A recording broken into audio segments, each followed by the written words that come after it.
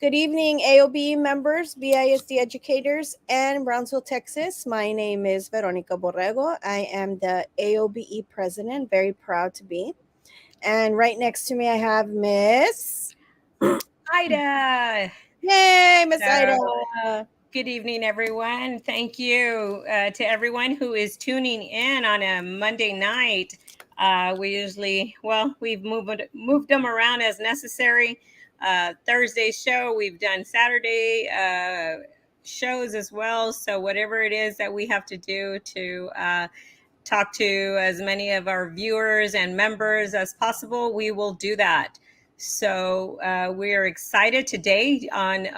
We have a full show, and we are not going to waste any times with updating everybody with our own personal things that are going on. We are going to jump right into a very hot topic that everybody seems to be talking about, which is the proposed raises that came out of last week's budget meeting.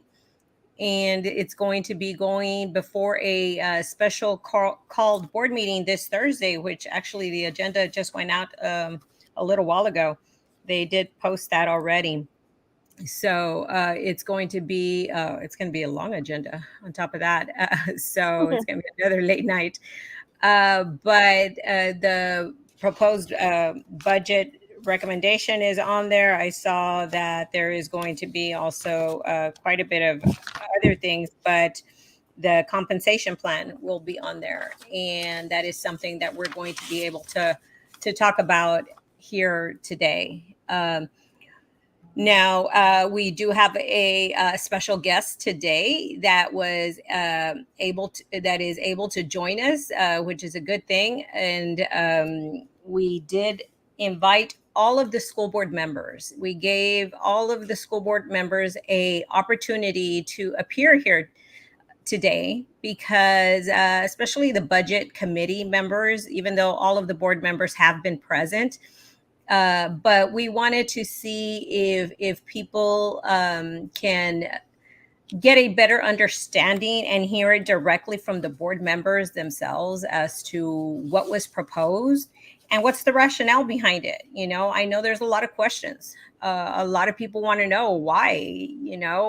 I know I'm one of them as well. I know Vero is too. And it's always best to try to get a clear explanation, and who better to hear from than one of the board members themselves. So today, Daniela Lopez Valdez is going to join us, and she will be able to give her explanation as to why this is the amount that they're going with, and she will also take questions, and we have a few questions ourselves that some members have shared with us. So I know now our phones are going to start to blow up with other people asking questions. Yeah. So feel free, if you don't want to put the question on the chat here, yes, you can text Vero and myself as well, and we will try to get to your questions. But we do give preference over the people who do post it on the chat here on the show. So, but with that, Vero, anything else that you want to add about that? Sorry. No, I'm just going to go ahead and start reading statements that came in from the board members that are not going to be able to make it today so that we can get straight into it. Yes, there was several that, of course, that could not make it. There is so many activities going on. There's a lot of, different events and things like that. So some of them did provide a statement instead. And so that's what Vero is going to go ahead and read on the behalf of the ones who did submit a statement. So, go ahead. Ida, can you keep me in order? I'm going to start with Eddie, and then yes, go ahead and start with Mr. Eddie Garcia, please, and that is the board president. So from board president, Mr. Eddie Garcia, associations are the voice of the employees, the backbone that make it happen for all of our students. As a board, we must listen to their voice, the associations. Recently, action has been taken to raise the wages for all our BISD employees. It has been the most significant raise accomplished in the past 10 years. Your board will continue to work diligently to accomplish better wages while being fiscally responsible. While it is not an easy task, we will explore ways to raise wages for all our BISD family. We may not be able to generously compensate you for all you do. We thank you for your service in keeping our district moving forward. Great. Mhm, Okay. So that was from Mr. Eddie Garcia, the board president. mhm. Uh, Dr. Tipton did not get to submit a statement to us, but she unfortunately was not able to join us because she had another event that she already had on her calendar. So, and then, like I mentioned, Ms. Daniela Lopez Valdez will be joining us shortly. And so, of course, she didn't have to submit a statement. Um, Also, Miss Denise Garza was not able to join us, but she did submit a statement. So, Vero, if you want to go ahead and read her statement. Yes. So for Miss Denise Garza, hello. Sorry I am unable to attend. It's been a year-long work in progress. The budget is an ongoing conversation that doesn't end after adopting the compensation. We continue working to improve. Our teachers and staff have long waited to be paid their respective salaries. Budget Committee's proposal is one step closer to closing our wage gap. Our committee worked hard and listened to all board members' concerns when proposing the raises for our staff. We still have to work to do, which cannot be done alone. We still have work to do, which cannot be done alone. Thank you to our community, teachers, staff, and teacher associations who came out and voiced their concerns. Your voices are being heard. I am committed to moving our district forward and look forward to working with you. That's from Ms. Denise. Awesome, from Miss Denise Garza. Mm-hmm. So, and then we also have Miss Jessica Gonzalez was not able to join us, and she did not get to submit a statement. But I do know she had mentioned that she was very much under the weather. So just letting you all know on that one. And then the last statement would be from Miss Minerva Peña. I have a statement from Drew also. Oh yes, sorry. Which one goes first? Miss Peñas. Okay. From Miss Minerva Peña. I have a commitment for that day. I apologize. I will not be able to Participate. Please know that I am 100% for the proposed raises and stipends mentioned at the meeting. Thank you for all you do to help our BISD teachers and employees. Okay, And great. then from Drew, Yes. thank you for giving me the opportunity to make a statement. I am proud to be part of the recent BISD school board effort to put forward what I believe is the largest employee pay raise in decades. While it is certainly a significant increase, I am keenly aware that there is still more progress to be made in future years. The district must continue to improve compensation for all employee groups. BISD employees certainly deserve wages that are fair, equitable, and competitive to other districts our size. Many thanks, Drew Brown. Awesome. Okay, I don't know what's great. going on in my. Do you see? Like, Yeah, you have like a special light. You're glowing. I don't know what to do. I don't know what it is. I don't Well, know. I'm just gonna put on angelic music. Ah, there you And go. you can continue. You know, sometimes that happens. I'm like, Sometimes that happens, especially when I'm speaking at the board meetings. I feel like angels are singing around me, like, oh, you know.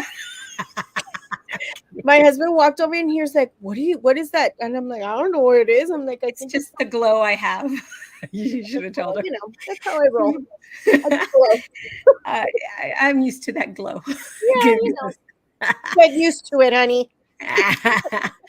So I don't know if you want to read some of the comments so far, and Yes, then we can see about having Ms. Daniela join us. yes. So, Miss Tanya, hello, Miss Tanya. Hello, Hey, ladies. Hello, Mr. Ram. Oops, I scrolled all the way down. Hello, beautiful ladies from hi. Thank Andres you. Torres. We'll take Hola it. from Gloria Garcia. Good evening, Hi. lovely ladies from Sound Mind. Miss Mercy, hello, beautiful lady. Hey, Mercy. You look, ladies, both of you, que guapas. Ay, sí me It's peiné. it's Me the peiné. summer. It's the summer look. I The actually chongo. had time. See, this is not a day where we like had a full day of work and running around with the child, and so I me peiné. Good evening, ladies. LB strong, yes, ma'am. Please include administration like assistant principals in the raise. We work so hard side by side with our teachers. We were the ones in the front lines when many had the opportunity to stay home. Do not forget us. Next year, we will have more work as many admins will not be replaced and work will be divided among us. We can That's go it. back to that when we bring on Miss Daniela. Hello, Definitely. ladies. Carmen Hey, Almares. Miss Carmen. It would be nice if all board members and superintendent or deputy soups would have the courtesy to respond to parent emails. Mm, We can bring that up also when Miss Daniela. I know we've had conversations like that with her, so we can have that come up as well. Thank you mhm. to Tim Ramirez for that speech. It was eye opening and jaw dropping. 2 million to the top 12 employees. That's insane. Yes. Yes, Miss Vero, you're electrifying. Ay, Ay, beseo. Ahora chiflen. No, hombre. ay, whatever. A ti siempre te chiflan. Where's Mr. Cisneros? He's the one that calls you. Vanna. Angels are singing around you every time you speak. Ay, me Woo! yeah. She was Hola. talking about me though. Eva Erebia. Hello, Miss Eva. All right, that's our last comment All for right. now. So So I let's am see. going to welcome on Miss Daniela Valdez Lopez. Lopez Valdez, sorry, Lopez sorry. Valdez. Lopez Valdez.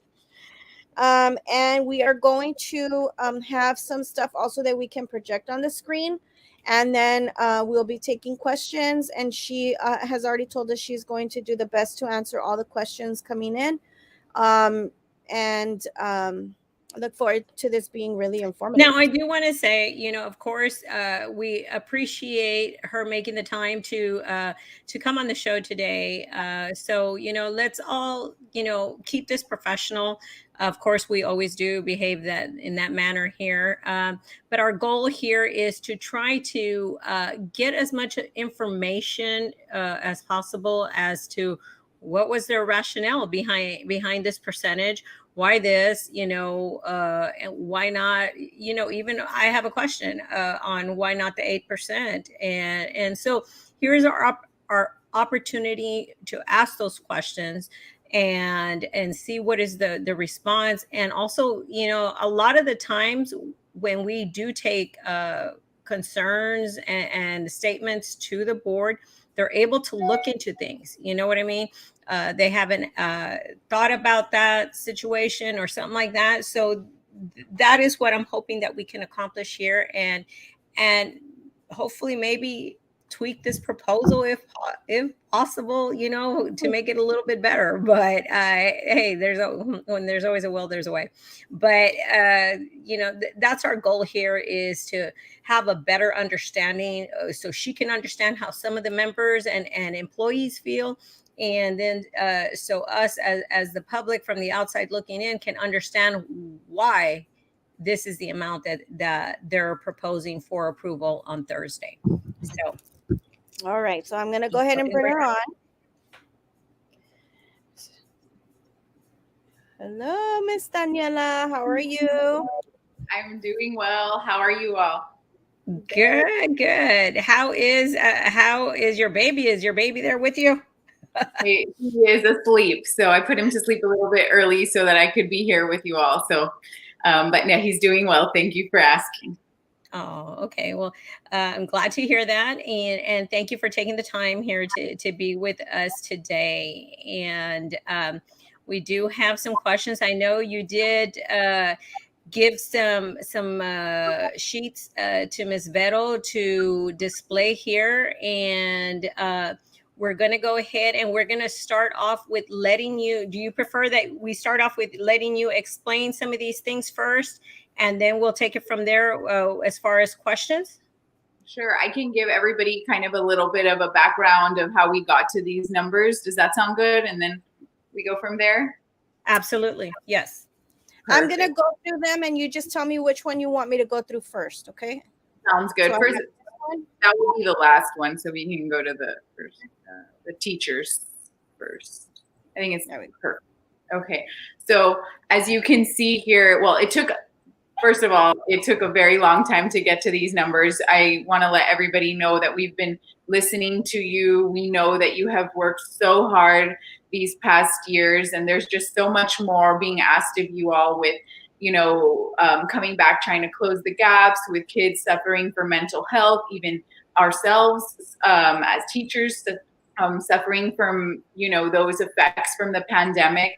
And then, of course, all of the demands that have been brought down from the state, like House Bill 4545 and the accelerated reading and all of those things that came down from the last legislative session. So we really, really wanted to make it our mission to do as much as we can for our teachers, because as you can see on this graph that'll put up on the screen, the orange line, I believe, is the market, is BISD, and the blue line is where we are at market. So as you can see, there's a huge gap, and we wanted to do as much as possible to get our teachers up to where we could, despite a lot of the facts that a lot of things that we're facing that are not really helping us. Because when you give a raise from a budget, you want to be able to give it every year. It's a reoccurring cost. A lot of people kept referring to the fund balance, but I think what's important to understand is that the fund balance is used in case of emergencies. Like, for example, when we weren't sure whether the Commissioner Mike Marath was going to grant us the hold harmless. And what that means is the district gets money from the funds through average daily attendance. And clearly in the pandemic, we were suffering with attendance because a lot of parents didn't feel comfortable sending their kids, rightfully so. And it was a really tough time to be able to held to that standard of having kids come into the classroom, because that's how we get our funds from the state. And so we didn't know that. And we had to use our fund balance and dip into that to be able to continue to pay teachers while other districts were letting people go. We did not want to do that. So that was something that we did. So I think that's always crucial when you take money for raises. You know it's going to be a reoccurring cost, so you want to take that from a general fund. You definitely don't want to mess with the fund balance. So we were asking since last year, how can we do this? How can we close this gap? So a lot of what happened to do is we used a lot of our ESSER funds, and they reclassified over 200 positions are into ESSER, which I think there's about 119 counselors that are being pushed into ESSER so that we could give a substantial raise. There's a lot of other factors that are going on that are they're very eye-opening for me, especially this is my second year on the budget committee, and I've learned so much about how much the state affects our funds. So it's very eye-opening to know that, and to know that maybe a kid in a really rich district will be worth $10,000, but why a kid here in the ISD is worth $7,000. There's big differences and so that was very eye-opening for me to know and to see how that affects how much we can pay teachers, because 80% of our budget from BISD is salaries. So we came up with this number. We asked, how can we give the most amount? And we knew we needed to close the gap with teachers, because as you can see, there's a huge gap, and also our classified employees, because we knew that was a big gap as well. So I know we're going to see the other positions, but were the teaching positions the one that had the biggest gap as far as being paid as close to market as possible? Yes. Okay. And as you can see here, this is over 12 years in the making of not giving. We analyzed the raises that have been given. Last year we gave a raise, and the year before, and those were big raises compared to the last 10 years. But this was huge. I mean, you're talking about 0 raises 5 years ago. Some raises were given to that House Bill 3 was given from the state in order to give raises to our teachers, and it might have not been done that way 5 years ago. So, we looked at all of this, and this is the reality of where we're at. And the truth is, with low enrollment and low attendance, we're missing 2,000 kids a day. So even 2,000 kids are absent a day. So that's huge for us, because every kid is worth about $7,000 a day. $7,000 a day. So that's money that we're not getting, which of course, every kid who is absent, there's something that we need to take into account. I know I've talked to parents who are like, well, my kid is suffering from something of mental health and they prefer not to go to school. So that's how they solve their, everybody has different issues going on. So we have to be considerate of that, but that is what the state holds us. Mm-hmm. Okay.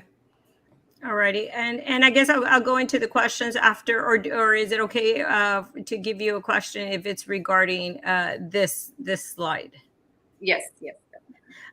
One of the biggest concerns, and it's not just on the teacher salaries, but it's on all salaries. And I guess you can see it very clear already, starting from right here, is the salary compression, where it's showing here a 20-year salary would be, we're looking at getting to the goal of as close as possible to 61,900, right?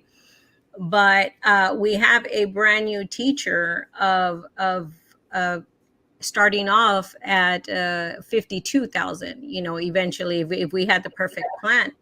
And a lot of people are complaining, that they've stayed so long with the district, and it's not worth staying for the long haul in one district, where you can go elsewhere and have a starting rate, and now what some districts are doing is like sign-on bonuses and things like that, and we're losing employees to that.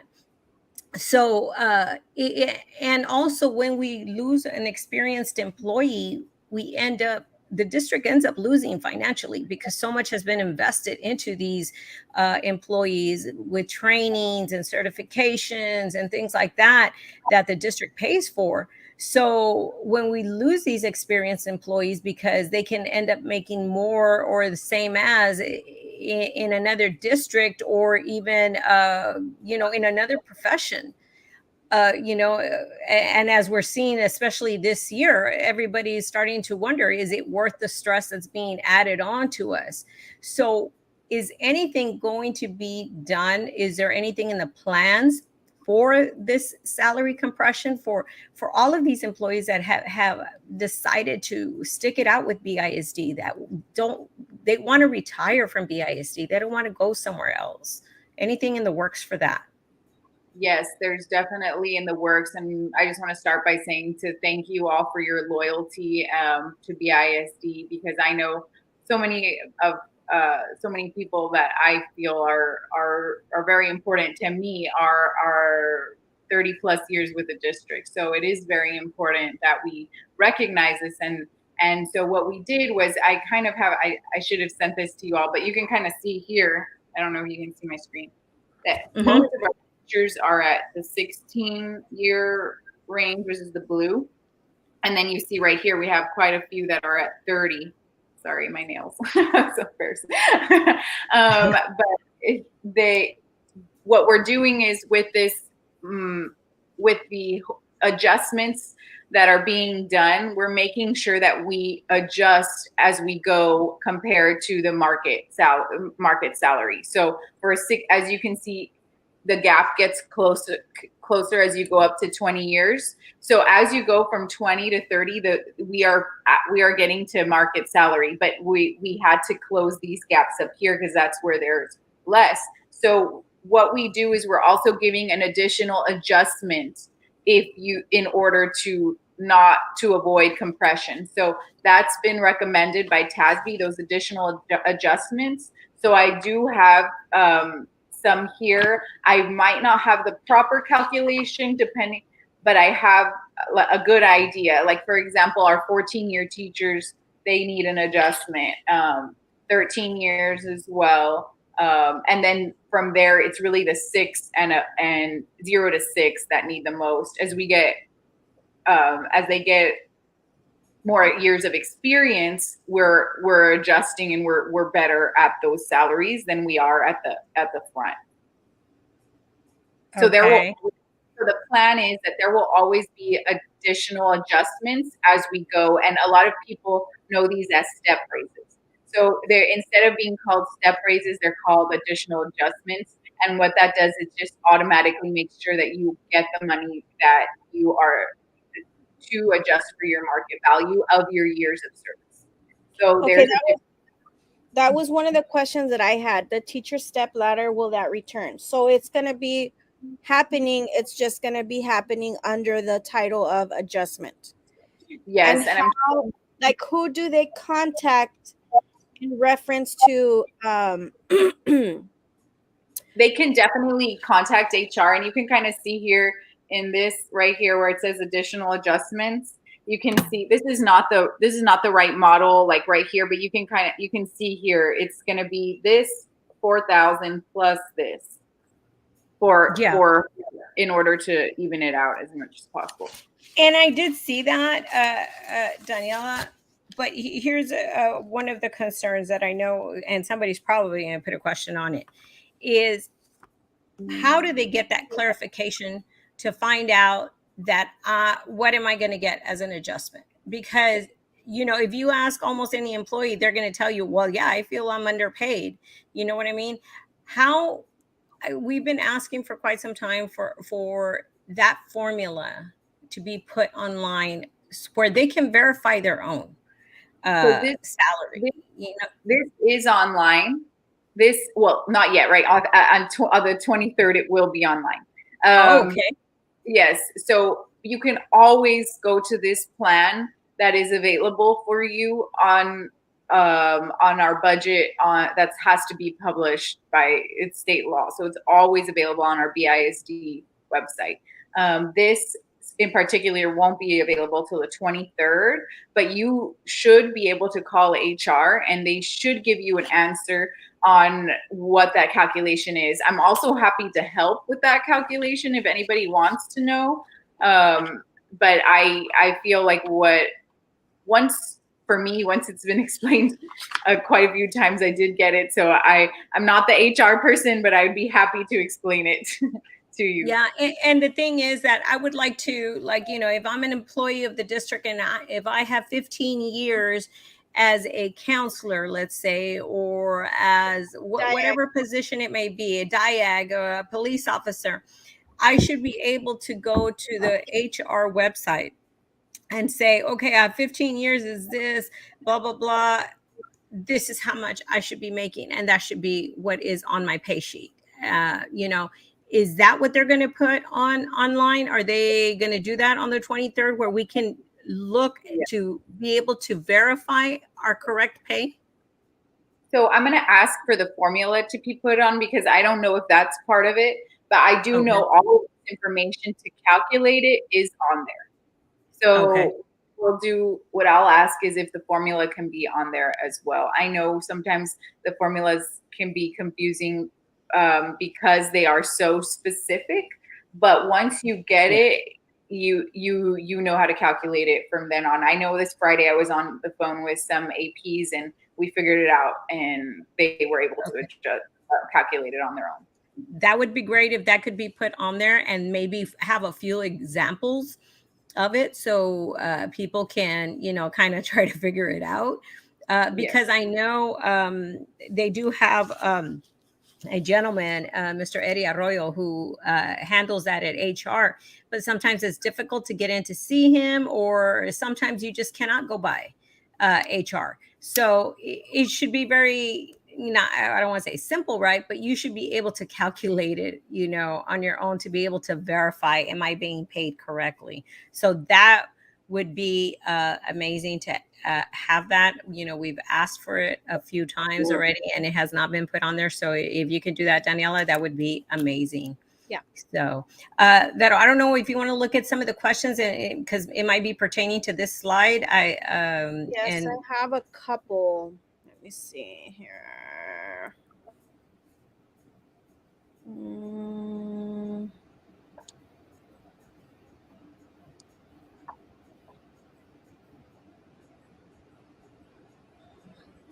Okay. You want to so read that one? how is classified being paid?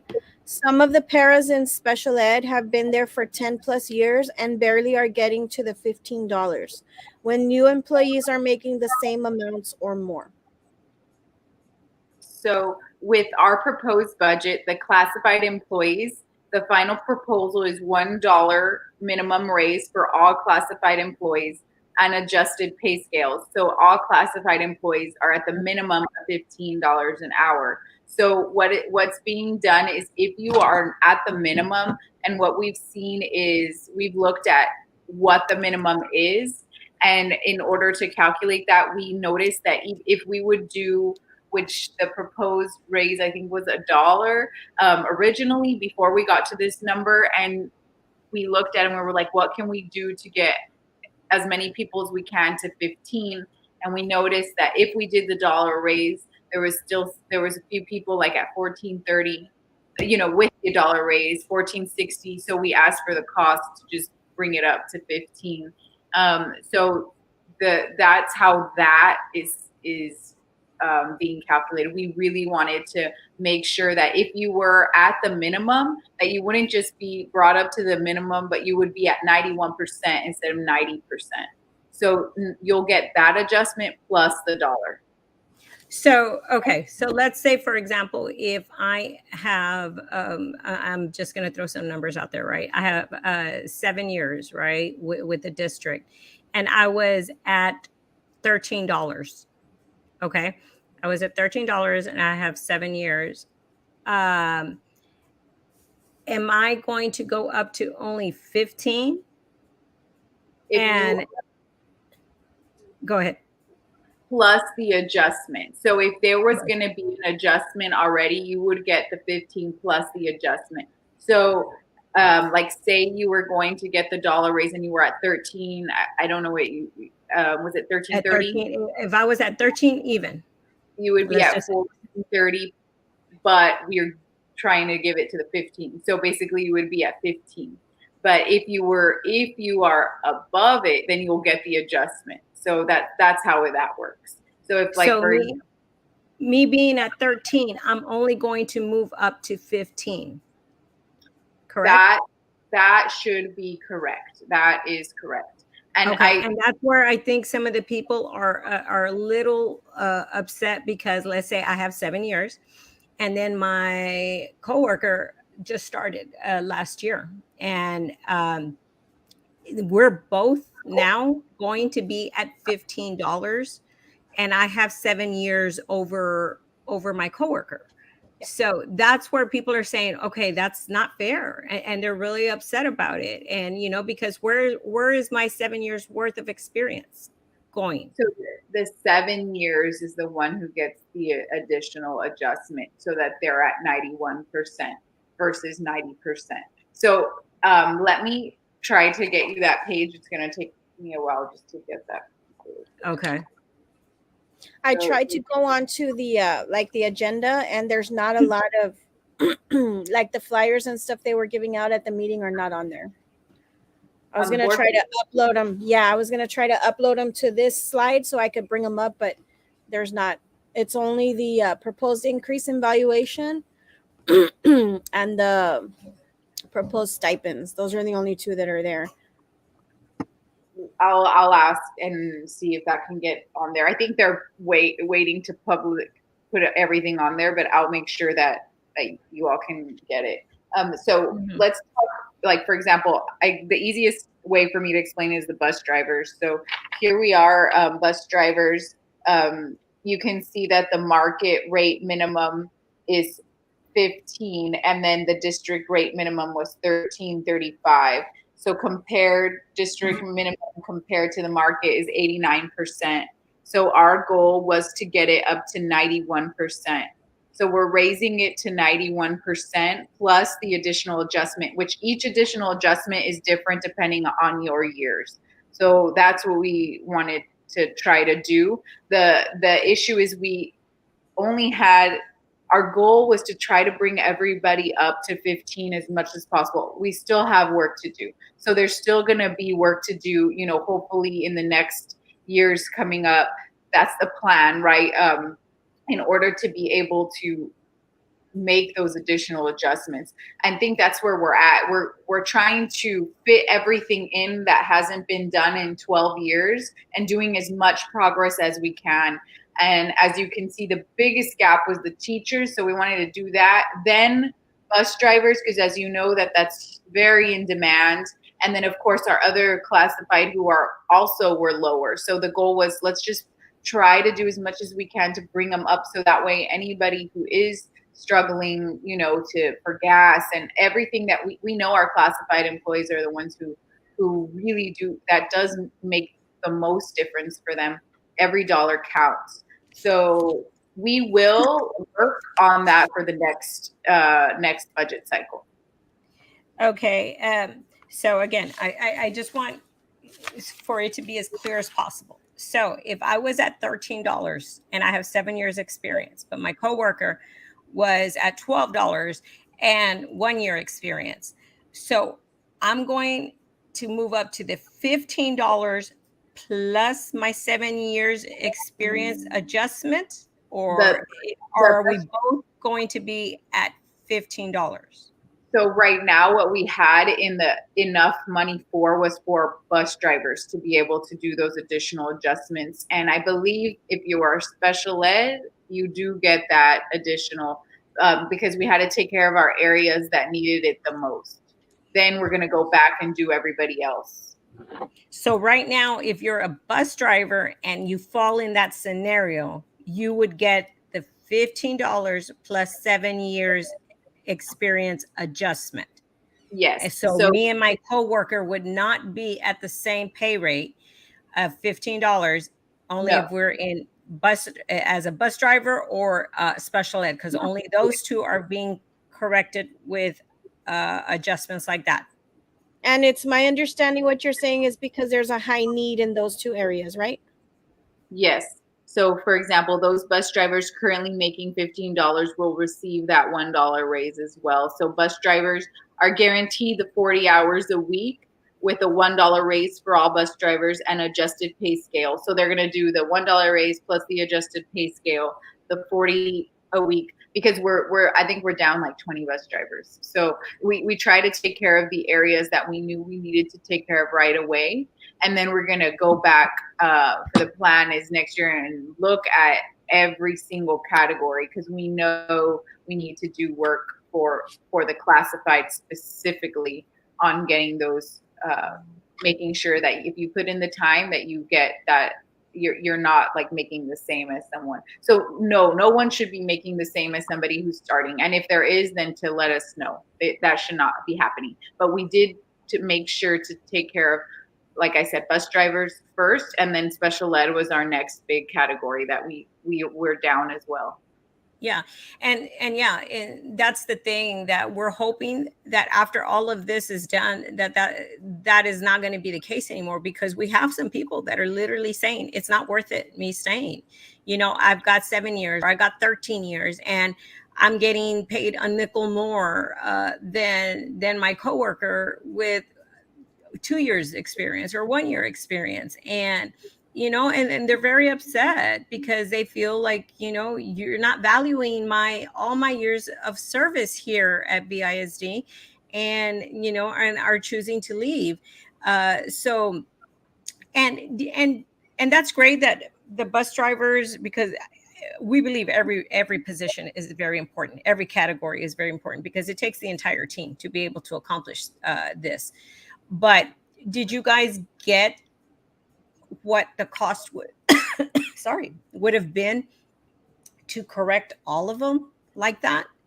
Yes. Because I mean, and we did get the cost, and I don't have it right now. I can get back to you on that. And we did, and we did the teachers plus plus this. We tried to do everything, right? And then we had to like slowly be like, okay, this is what we can afford, right? And we had to make those tough decisions, which were what can we do with the current enrollment that we have, and who do we need to take care of first. And so that was teachers, and then special ed, right? The things that are in demand. So that's what we really focused on this year. And we definitely have so much more work to do. So definitely acknowledging that. Yes. Okay. Will it be possible, because you said that you're going to look into other areas, other categories next year? Would it be possible to already name which categories next year will be focused or targeted?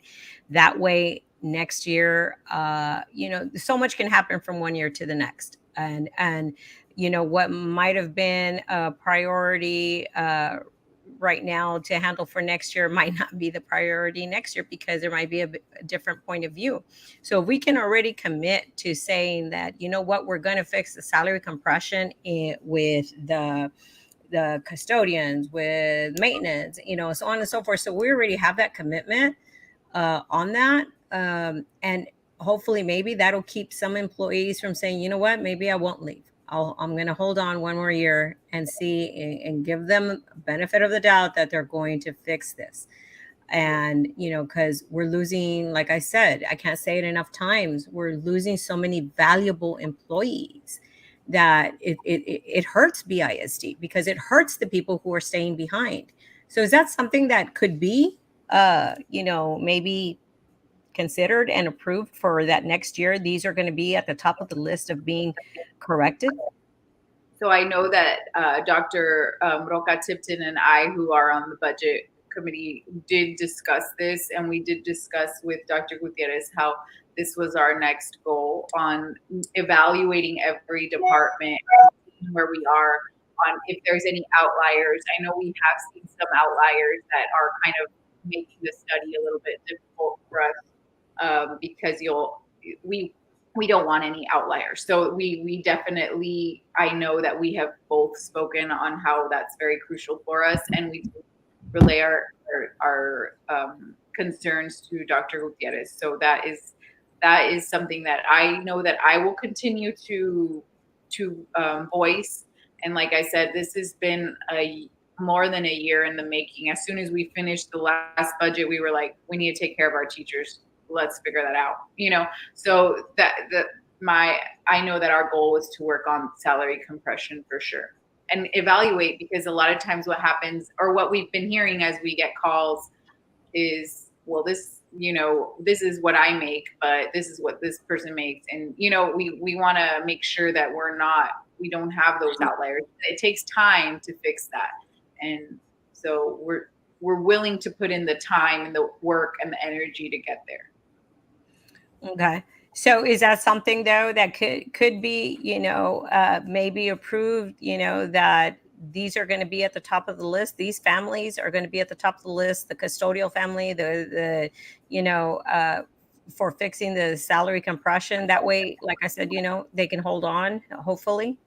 Yes. I know that specifically custodians, we knew the amount and the extra feet that they were given. So we wanted to make sure we gave them that stipend, because what we could do right now was a stipend. So I think that's what ends up happening, is you have to really play with the numbers, and it's a numbers game, and because you have to figure out what's coming down from the state. And so a stipend was easier to do in order to give that to them, that guaranteed funds that we would have, versus coming from a general fund. So that's why we took care of the custodians with the stipend.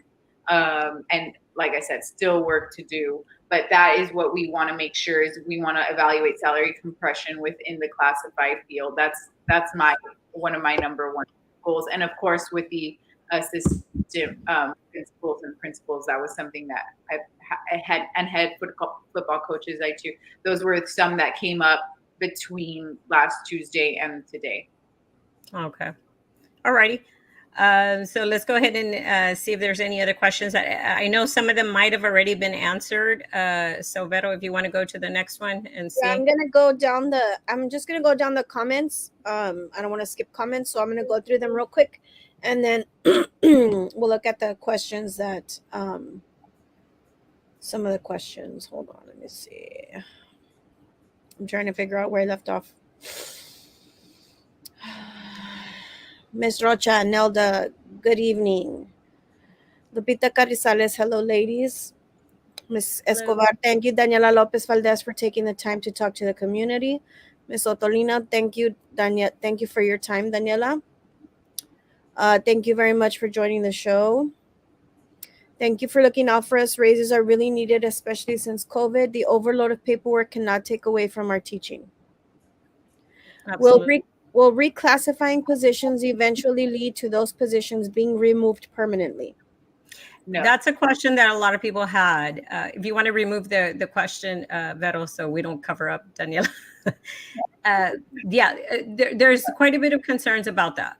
No, definitely not. We know which positions those are, and that's 119 counselors, and we are definitely not eliminating that. The reason the what is being done is what you all have heard and known is when we have less students, the ratio that's usually thrown out there is 7-1, right? For every student, for every 7 students, you need one employee.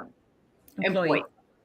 And that's a very uh, broad ratio because obviously it goes into specifics. Like for example, with special ed, you have one-on-one, right?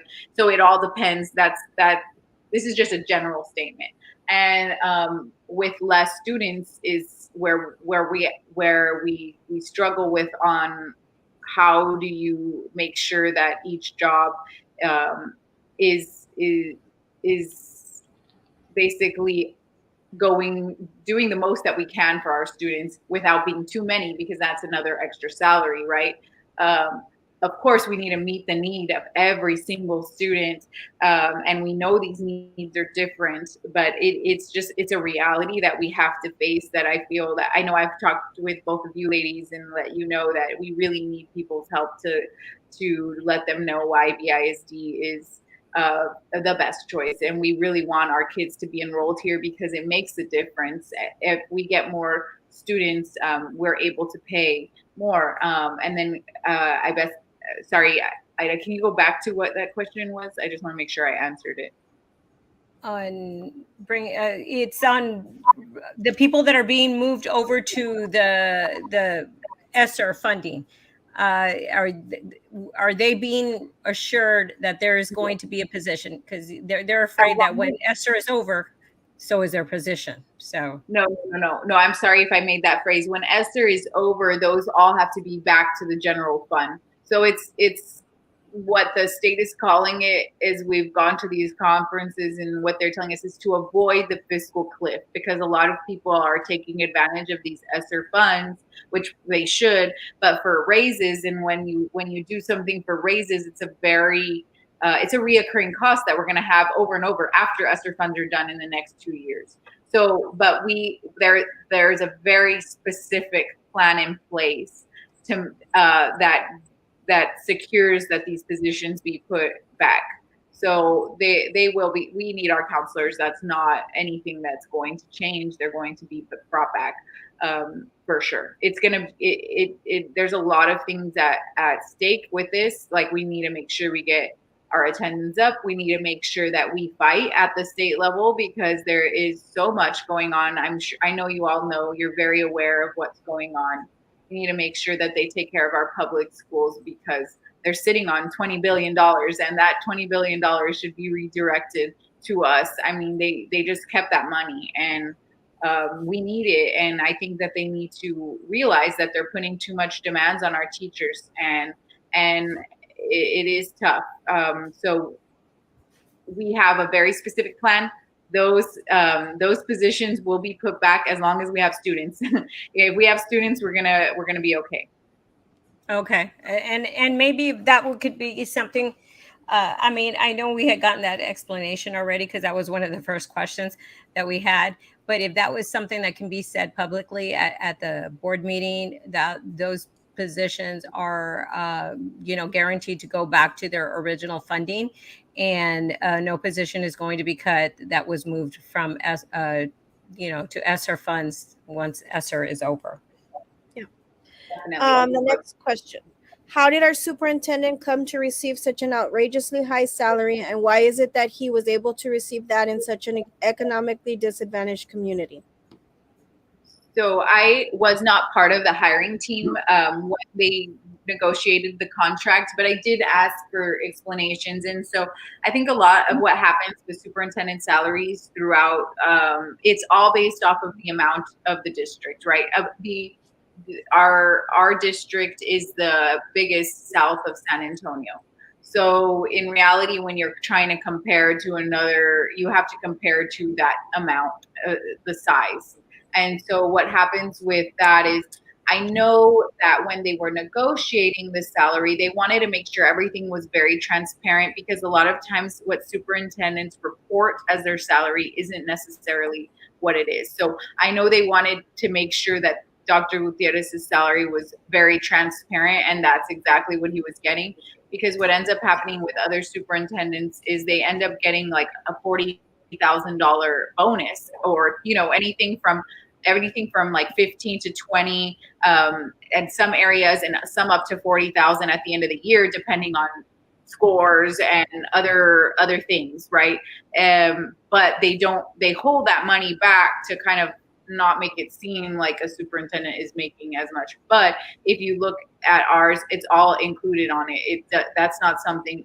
There is no bonus. It is basically, that is the salary, and it's based off of the amount of the district and how many kids we have. And since we are the biggest south of San Antonio, that is how I believe they got to that number. And and I understand that completely.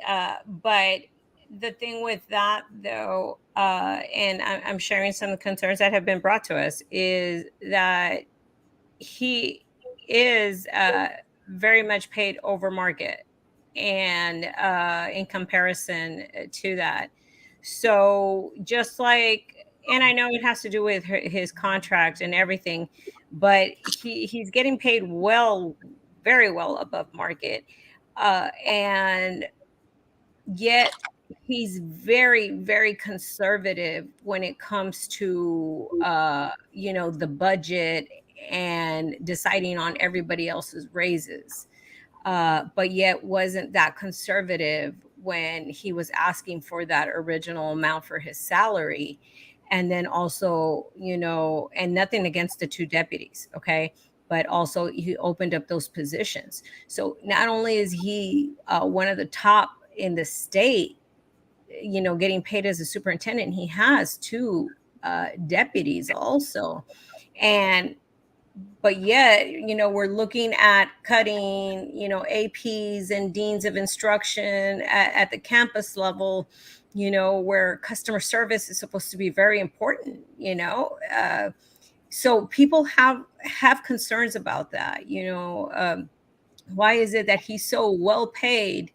And I understand, yeah, there is no other school district that size here in the valley, but PSJA is very close to actually already the size of Brownsville. It's very close now with the loss of enrollment that we've had, and their superintendent is not close to that. So that's a concern here. So can he be frozen already? What can be done where some of that funding can be redirected? We continuously hit at the campus level, which is, I see the campus level as frontline, even though I see all positions being important, but they're very much in the front line. So, what do you think about that? What can be done about that? I think what happens with them being in the market is that though they're not really accurate of that market because of those bonuses. And so I think if we actually tie that in, and I can ask for that and share that with you all, because I don't want to say a number and be off, That would he be is. great. Yes, and that way you all can understand. I think it's very important to know and to be transparent, because I understand, and it is tough to process those types of numbers. I've come from the corporate world, so for me, like, seeing this is very normal, right? But when you come into a district where your teachers are the lowest paid, it's not, it should not be that way. So that's why, and I think he's he's conservative because he's a finance man, you know, he was a CFO previously, so any money in finance has to be that way. And because we've we've seen, unfortunately, because a lot of people just threw out that fund balance and like, well, the fund balance is if the roof falls off at Vermilion, right? You know what I mean? Like that's what it's for. It's not for that. And so with the reclassification, you know that that's a really, really risky move to do, but we felt and he also knew that the teachers needed to be paid more, and so we needed to do absolutely everything possible, which was for the teachers, because that's where we knew there was a huge gap. And I know that he was like, when he came into the district, he told me, he was like, I could not believe how low the teachers were paid. He was not happy with that. So it's been like I said, a work in progress, because we got to make up for 12 years, and we're doing the best we can, I think, and pushing it. And this is pushing it. So, and we know it's not perfect. So he believes that the teachers do deserve more, because he didn't seem too happy when you guys threw out the retention stipend to be, increased now, and things like that. So, and that's what people pick up on. They're like, okay, he seems so conservative when it comes to everybody else's pay, but that's the impression they get from him. And I understand. I think the thing is, when you hire a superintendent, they need to make the tough decisions, and they have to be the ones who bear this responsibility. And I don't think people really understand until you actually look at the numbers and realize we literally are in a really rough spot. And we did literally reclassified positions into others, moved money around, cut 10% from each department. The amount that it took to get to these raises, his team did the work for it, because he knew that it was important. And I think he has to be fiscally responsible, because in the end, if the state suddenly decides we're not going to fund public education anymore, well, what are we going to do, right? We need to make sure. And he's the one at the end of the day who is going to be responsible for letting people go, and he doesn't want to do that. And he's always been very firm on that, and that he's always told me that. And it's tough, right? Because when you have low numbers, you got to think of that 7-to-1 ratio. And as much as people think that we're not at that, that we're less, because there is a lot of people leaving the field with a district that didn't when our demographics were steadily going down, like every year, they kept hiring people for the past 12 years, when our clearly demographic study was showing that enrollment was going down. And not necessarily because of other things, but because there was more options. Before, BISD was the only option, and very few others, right?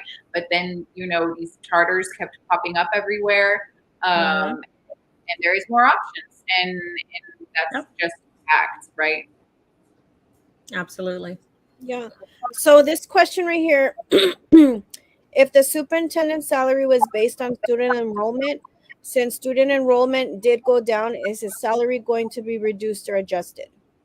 So that is not the case, because that's what the contract is. So the contract would be amended, or there's a lot in that, and I actually don't know all of the legalities on that. But if they want further explanation, I can look into it. But for sure, it's based off of the initial contract is drawn up at the size of the district. I don't believe that is something that is going to happen right now, but I will get more information on that. So I do have a question kind of in reference to this, because so basically his salary is not going to be adjusted in any way. No matter if we have 30,000 kids or 20,000 kids, he's still going to get his check. However, everybody else has to be cut, and everybody else is being affected. What is his plan, or what is he doing to make sure we retain students or bring student back?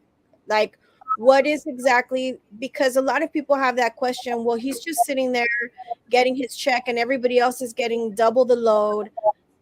cuts at the campus level, which is where it should be the last place their cuts are being made, because that's going to affect student progress, that's going to affect student attendance, that's going to affect everything.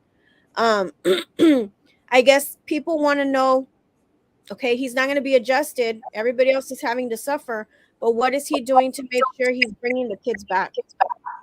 There is a very, very detailed plan that is being done and being worked on. A lot of this, I think more information will be available for everyone after we adopt this budget. But it is a very, you all kind of saw a little bit of what we were having to deal with when we had to present the consolidation, right? I mean, there's a lot of tough decisions that we are asking him to, that he knows he has to make, that he, not even that we're asking, that's just part of the facts of a public school, a district at our size, that our city is not having as many kids. You know, all of these demographics are affecting us, and he's the one making these tough decisions. So when, in terms of recruitment, we have a lot involved. I can name some of them for you all. So we have been doing a lot in the past year. We've been at the flea market. We've been on every billboard. We've been on, we've done the walk to the future. I don't know if you all are familiar with that, but we actually go and knock on everybody's door. So that's huge. And we also do, I think we did a farmer's market. We are in the paper. We do radio. We do TV. So all of those forms of traditional and non-traditional marketing are being covered. This time we really want to focus, something that I specifically told Dr. Gutierrez was on the millennial moms and where they're at and how we can be more visible to them. I think our story really speaks for itself. So that's something that I also have shared. Our students speak for themselves. I kind of mentioned this at our last board meeting, but being able to market the fact that our kids have a diverse education is huge, because our charter schools can't do that. You know, we are number one valedictorian at PACE.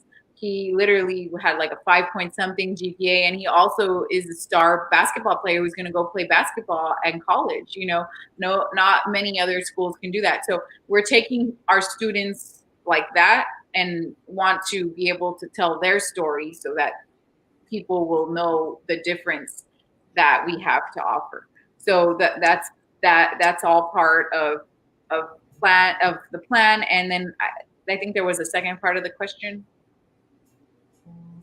It was what we're doing. And retention and recruitment of students. Yes. And then we know, we are very well aware of the customer service that I know we spoke on a little bit. So that is, there's definitely even at people services, you know, at the levels where the parents actually come in. So I know that Dr. Gutierrez was very concerned on the customer service. So I haven't seen that plan yet, but I know that that's something they're working on. Mm-hmm. Yeah, that would be something too. I hope that that is made public, because that is something that we should all see. What is exactly being done on that? What are some of the different goals that are being put on that? You know, and as far as, you know, is that being achieved with recruitment and retention? You know, I hope all the different activities that are being done and that money is being put into, um, that we're seeing, or that you're seeing, and hopefully it's made public. What is the rate of return on it? What are we seeing back on it? Is it being successful or not? You know, I know one of the things, like I've mentioned, you know, we're out there talking to the community, we're talking to parents, we're talking to students, and because we want to know, why are you choosing a charter school over public school? You know, did you know that public school BISD has all these things? You know, why are you choosing that? You know, and because we want to know, that's the only way we're going to improve public schools. You know, and one of the things, one of our main concerns is that we keep hearing, you know, the customer service is not there. You know, and if we continue to cut these positions, well, the students are going to continue to leave, because customer service is going to continue to take hits. like that. So Yeah, because like especially at the administrative level, if you're going to be cutting an administrator, well then that leaves less time for returning phone calls to parents, dealing with parent concerns. Because guess what? When you had a principal, an assistant principal, and a dean, you had one doing ARDS, you had one doing discipline, and one dealing with parents. Well, now you're going to be minus one. So who's going to do the ARDS? Who's going to deal with the discipline? And who's going to deal with the parents? Between two people. And I can tell you, as a special ed teacher, we go full days with arts. So you have an administrator sitting with us from 8:30 in the morning until sometimes even past 3:30, depending on how long our arts go. And that's 1 or 2 days of the week. But now you're only going to have one person left to deal with everything else for that day, instead of the two people that they had to be able to deal with discipline and whatever comes while the other administrator is in the ARDs all day. And there has to be an administrator in the ARD. That's not an option. It's not an option to take one out. They're part of the committee. So it's very difficult when you're cutting these positions, because you really are affecting customer service. Because now my administrator is going to be rushing me through my ARDs, because guess what, they have to go deal with the discipline that's happening in the cafeteria, because the other assistant principal is dealing with a parent, and they can't leave the parent to go deal with the. So I mean, it's hard. It's really hard when you're cutting at that level, and it's going to be affecting. It's going to be yes. affecting. And is that something that is already into the compensation plan? Is that already set in stone that they are going to reduce either an AP or a dean at the campus levels? It's all dependent on the ratio. So it's only going to be if the school is less than 500. If you are over 500, then you will. And so it is really tough. I don't want to ever even. I know it's tough. I've talked to several APs. I've talked to principals. I mean, I know you all talk to them. It is really rough, and it's tough decisions that we have to make. And this is all. I know that Dr. Trevino sat with all of them and talked to them, and gave some suggestions of how we can help, as well as she wanted to hear from them and said, how can we help you? And it's the ones that are below 500 those are the ones who are going to be affected, not anybody above the 500. So let me ask you a question. Well, if you're going to be making that adjustment or that cut, excuse me, are you going to be lowering the expectation of walkthroughs? Because it's my understanding that they're wanting to increase the walkthroughs with less staff and administration. So I can follow up with that one because I'm not sure, but I will ask. So from what I understand, that they're requiring a minimum of 15 walkthroughs a day, which is an outrageous number when you think about everything else that has to be done throughout the day by an administrator. And now with one less administrator, and that number is going up. I don't understand if that's a state requirement. I I'm believe sorry, it's 15 per week. 15 per week, yes. That's 3 per day, which is still a lot. Yes. I'm sorry, I said 15 per day, right? My bad. Yes. 15 per week. So if that number is going to be going up with one less person, plus we still have discipline, arts, parents, conferences with parents, dealing with issues with staff, their paperwork, data. What is going to be adjusted to alleviate? If you're going to take an administrator, what is going to be adjusted to alleviate? Is that number of walkthroughs a requirement by the state, or is that a number that the district has come up with? And can that be adjusted? Because not only is that stressful for the administrators, for teachers, for us to have 6 walkthroughs at different teachers a day, It's a lot. Because it's 3 per administrator, right? So it'd be 2. That definitely sounds like a lot. I am not sure, so I'll have to get back to you on that one, on whether, if what was I don't know what the number was before 15, or It was so 10. It was 10 before. They increased it from 10 to 15. And that's the thing, that, like how she's saying, it's just what they're sharing with us is it's not doable on top of everything else that they have. We're increasing their expectations. We're lowering some of their staff at some of the campuses, and then on top of that, only a 2% raise. And they're feeling, and I'm sure we'll get into that slide, but they're feeling the inflation as well. They're hurting and things like that.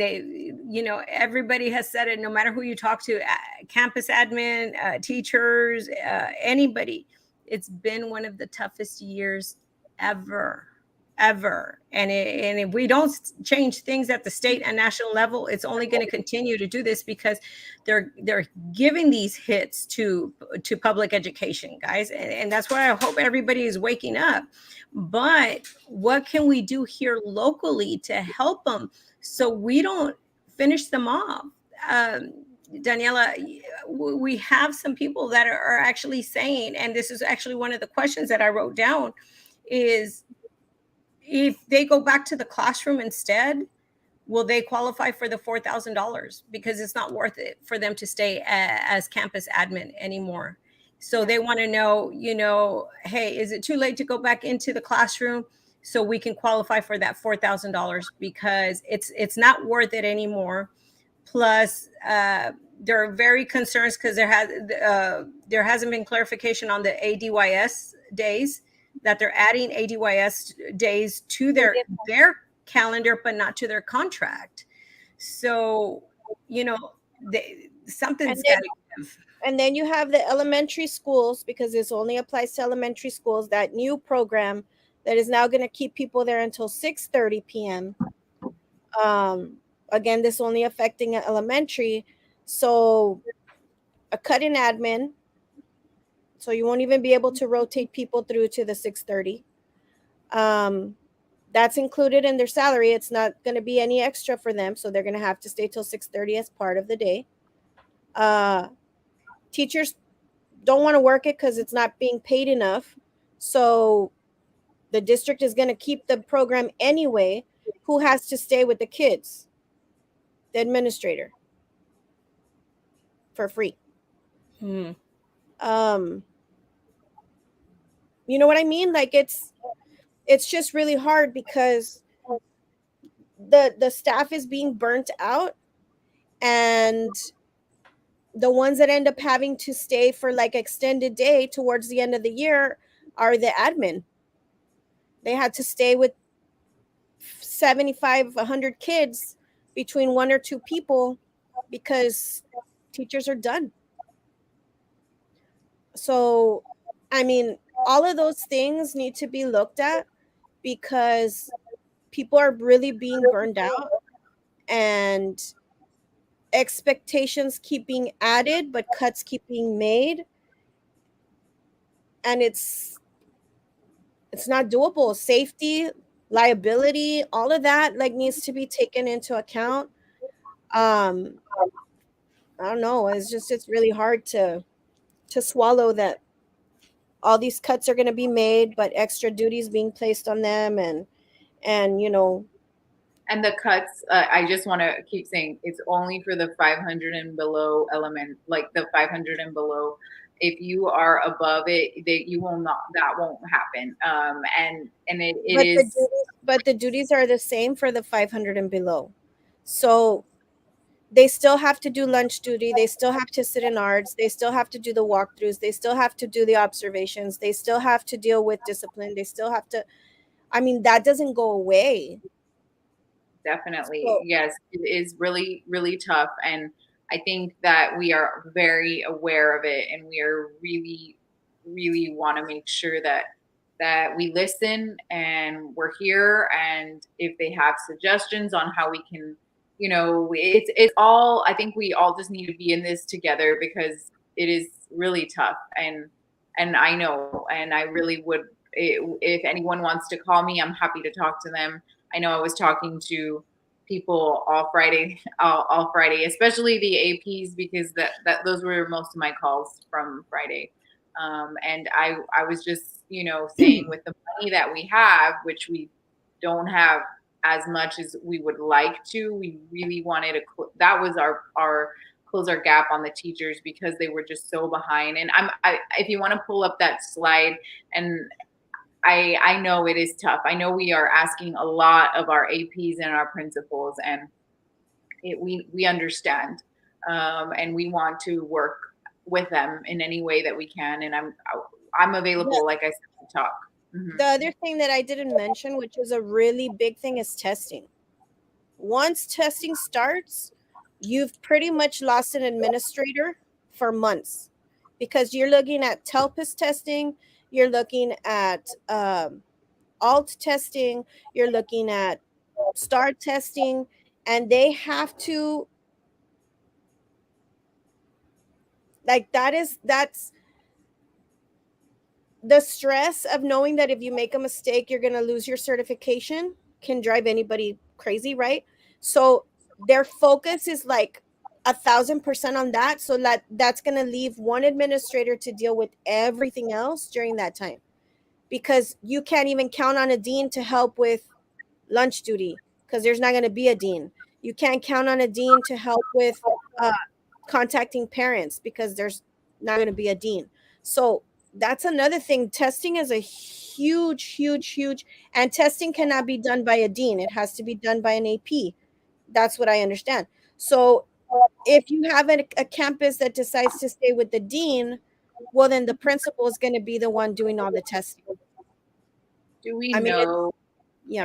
Like, I think that's a very valid point. Like, why can't we use the dean? Is it state required? Like, can we ask that help from the state? You know, I think we need to just, a lot of it is, if they're like those concerns, you know, we need to know, you know, please talk to us, because I think the thing is we have to think differently. We have to really be, if why we should be able to use the dean. I don't understand. You know, maybe that is a state law. I'm not sure. I need to go, but you know, I think those are the things that we need to be creative in those situations, so that we can make sure to utilize everyone, and like you said, not burn them out, because that we know that it's a lot, and I don't want anyone to feel that way. And if they need to talk and they need someone, that support, well, we want to be that person. So definitely let us know. We know these times are tough. Let me get to some more of the comments. For the adjustments, is there a formula, person, employee? So we already talked about that. You're gonna see that's on the internet, so people have access to that.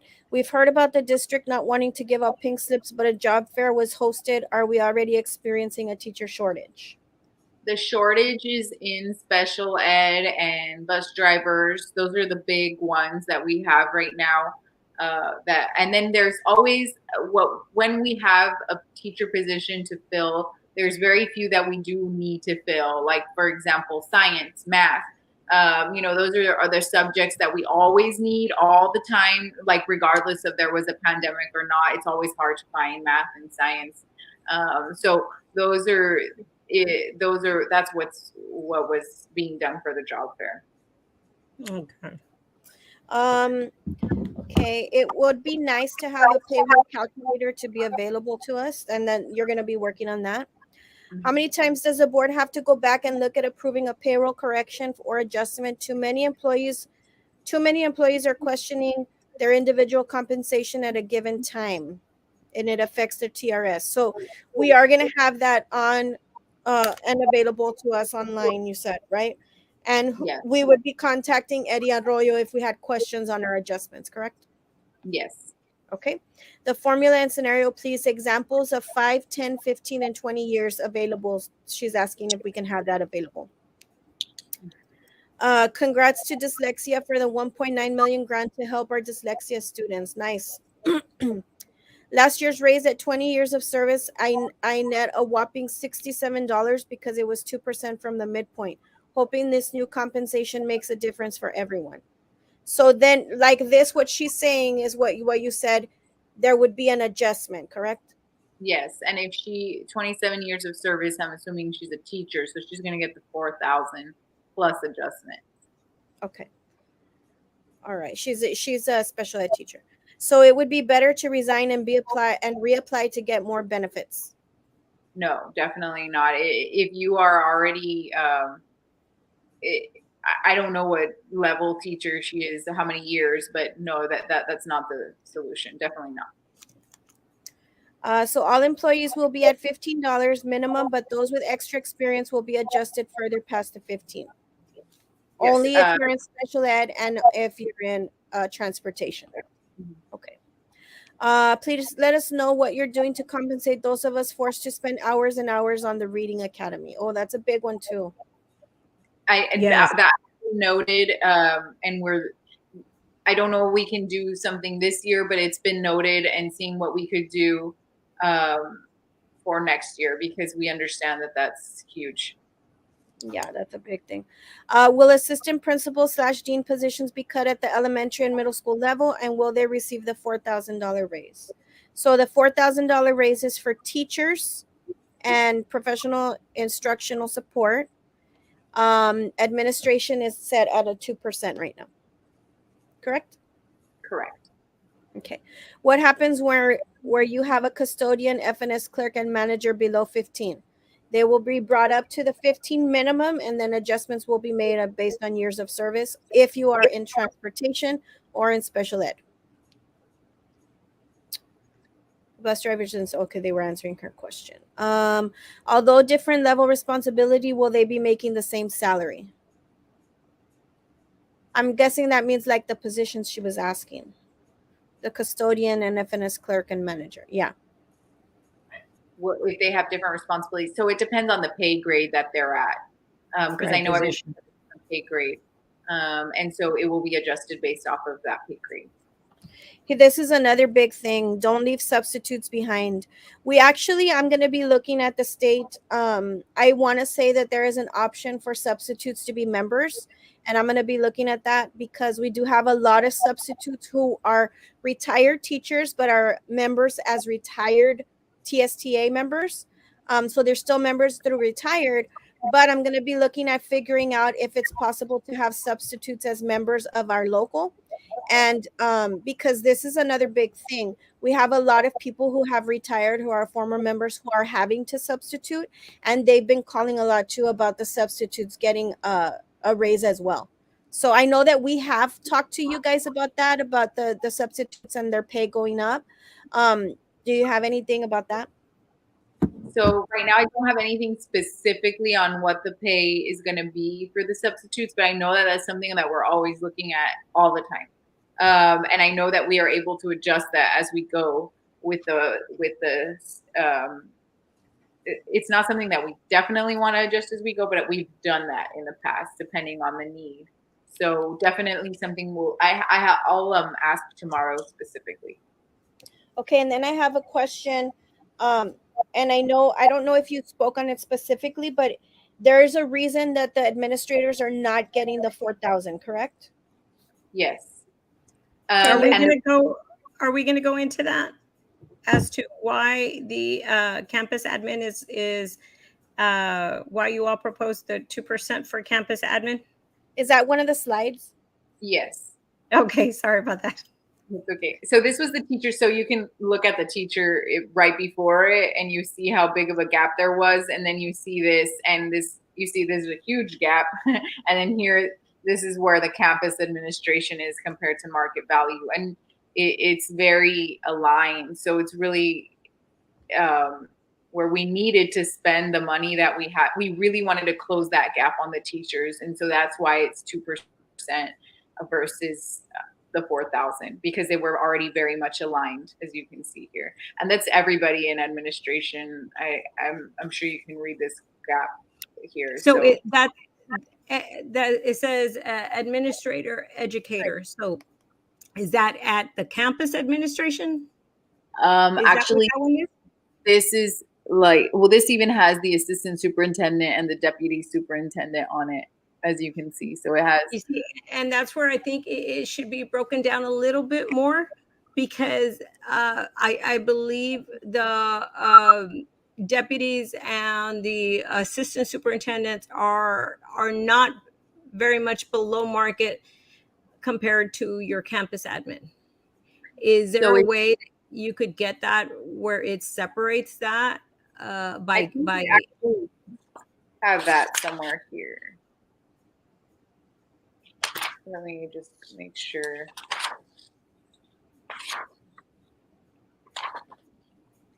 Thought I did, but I might have to get back to you.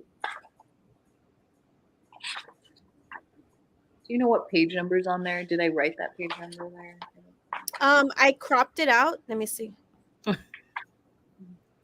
because it says that one. Hold on.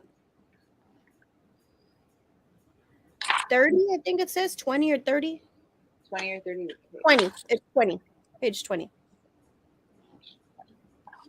Okay, Because so you're asking for specifics for on campus admin compared to the district admin, because I believe in comparison with surrounding districts, our campus admin is not getting paid very well.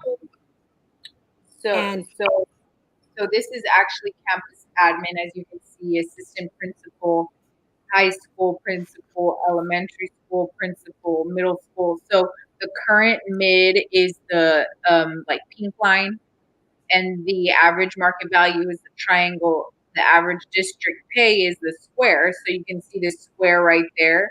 And then, so you can look at that specifically on this chart to see what is current mid, average market value, average district pay.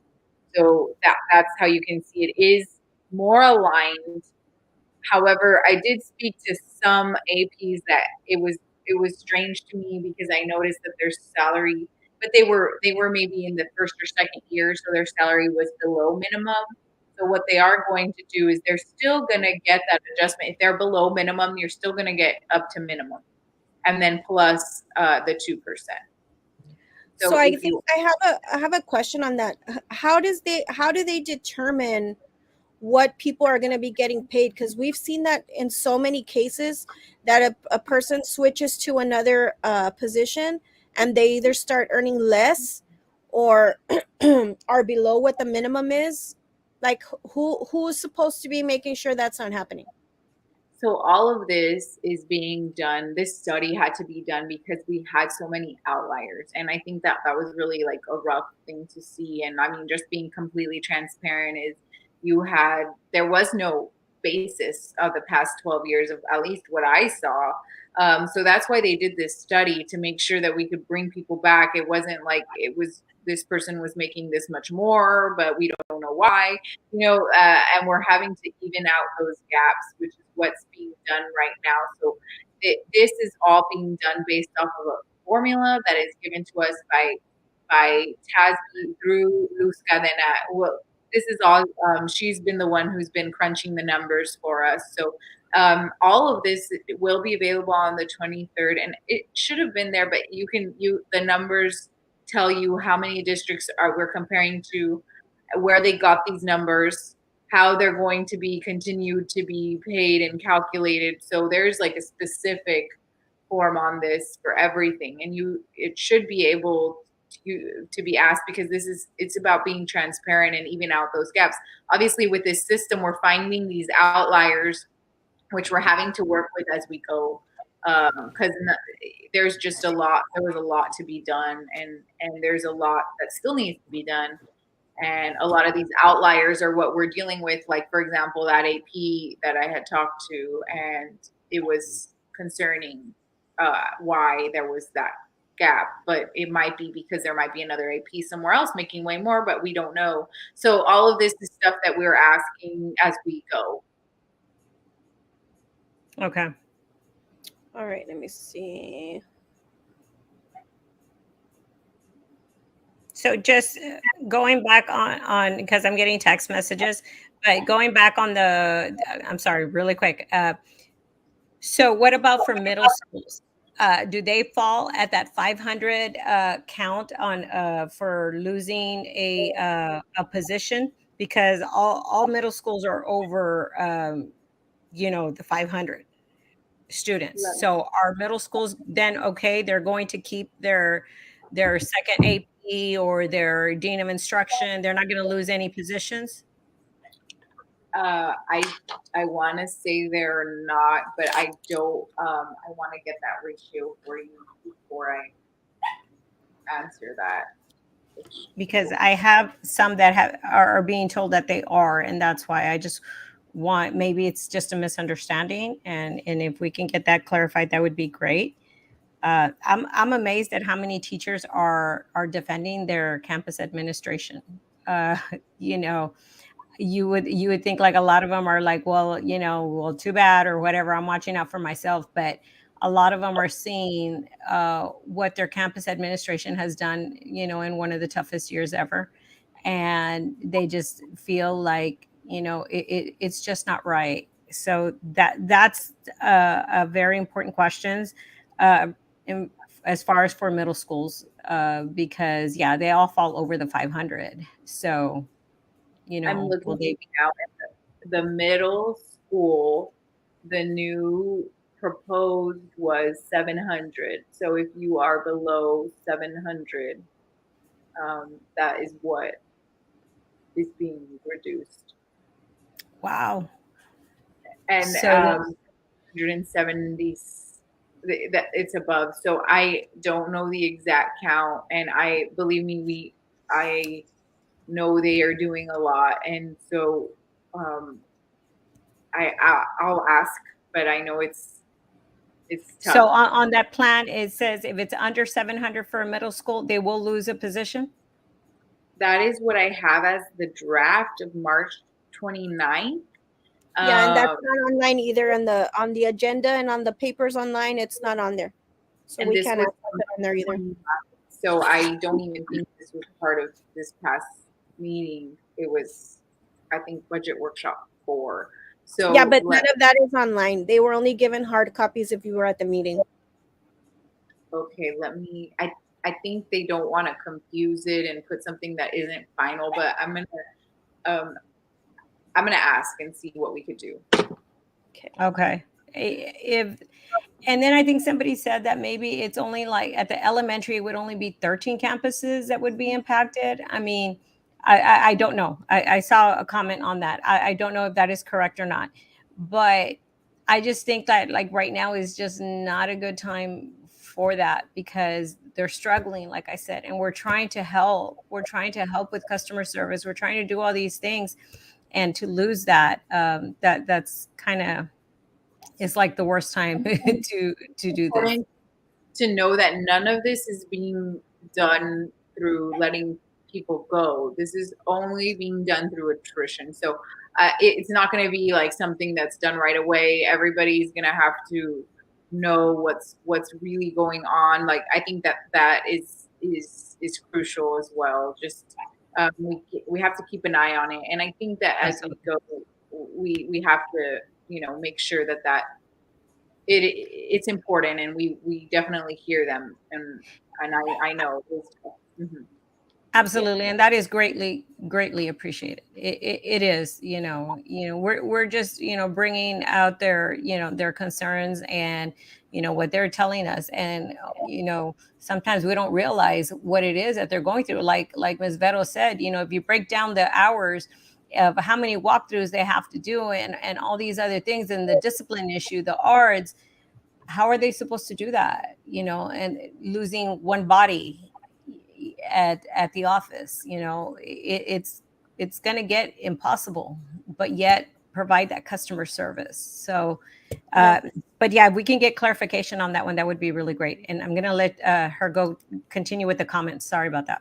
we've spoken and you've heard us. I know you've discussed this in your closed session. Look for upcoming requests for Reading Academy stipends. I know our surrounding districts have compensated employees for completing them.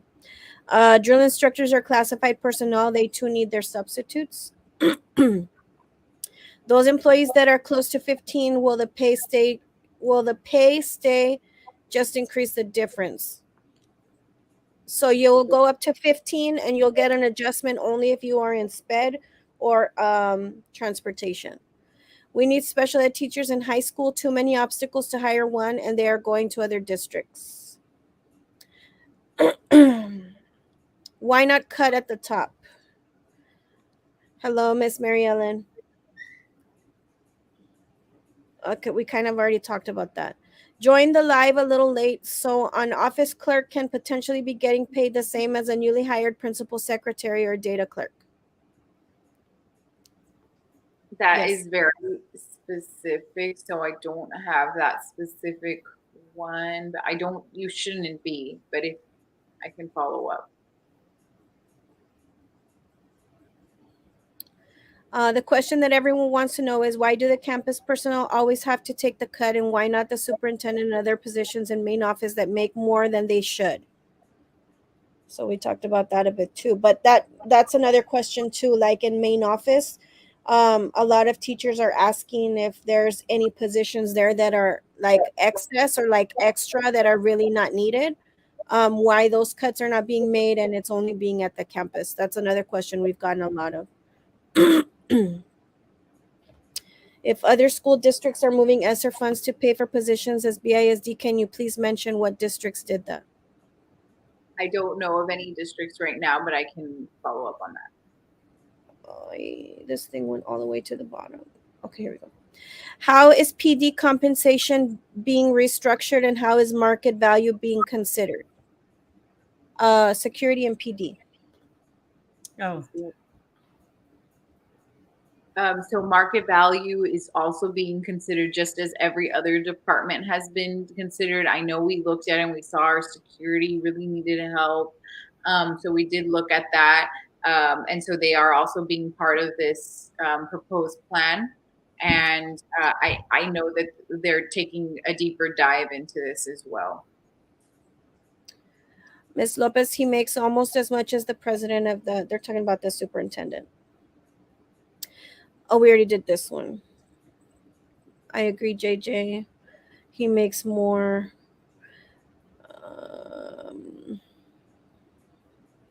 So I know that when he came in, they found the monies to create the two positions for the deputies.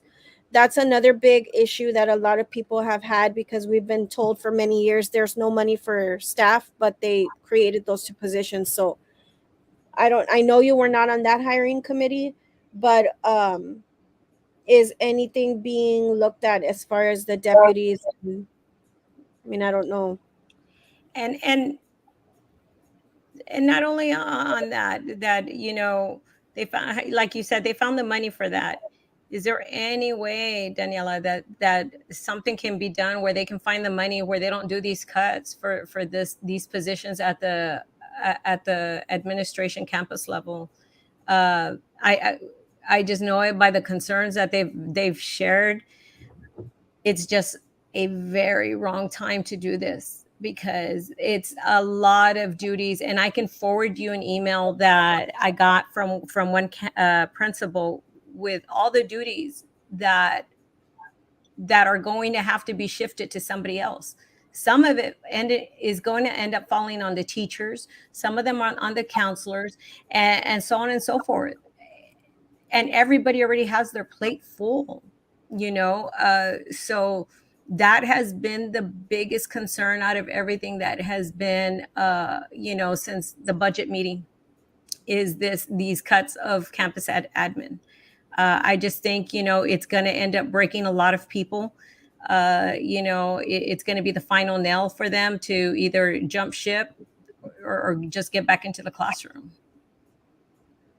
So is that something that could be looked at? I will definitely raise the concern again, because I know this is very, very crucial times. And also, I know that, like I said, it's not being done right away unless there's someone that was already leaving. If they weren't already leaving, then it's all based off of attrition. So I think that's important. So if I have like campus A and I fall under, let's say, under the count, right? But my dean and my AP are not going anywhere, I'm not going to lose them. No. They're not going to yank them if they need them somewhere else? It specifically says reduced by attrition. Okay, because some people are understanding that if there is a vacancy at campus B, they have the right to pull my dean of instruction if that's what they choose. If that is what they choose, they can do that. But right now there isn't, like, there's not very many vacancies in that. So what I'm getting a text from a principal in elementary. They were told that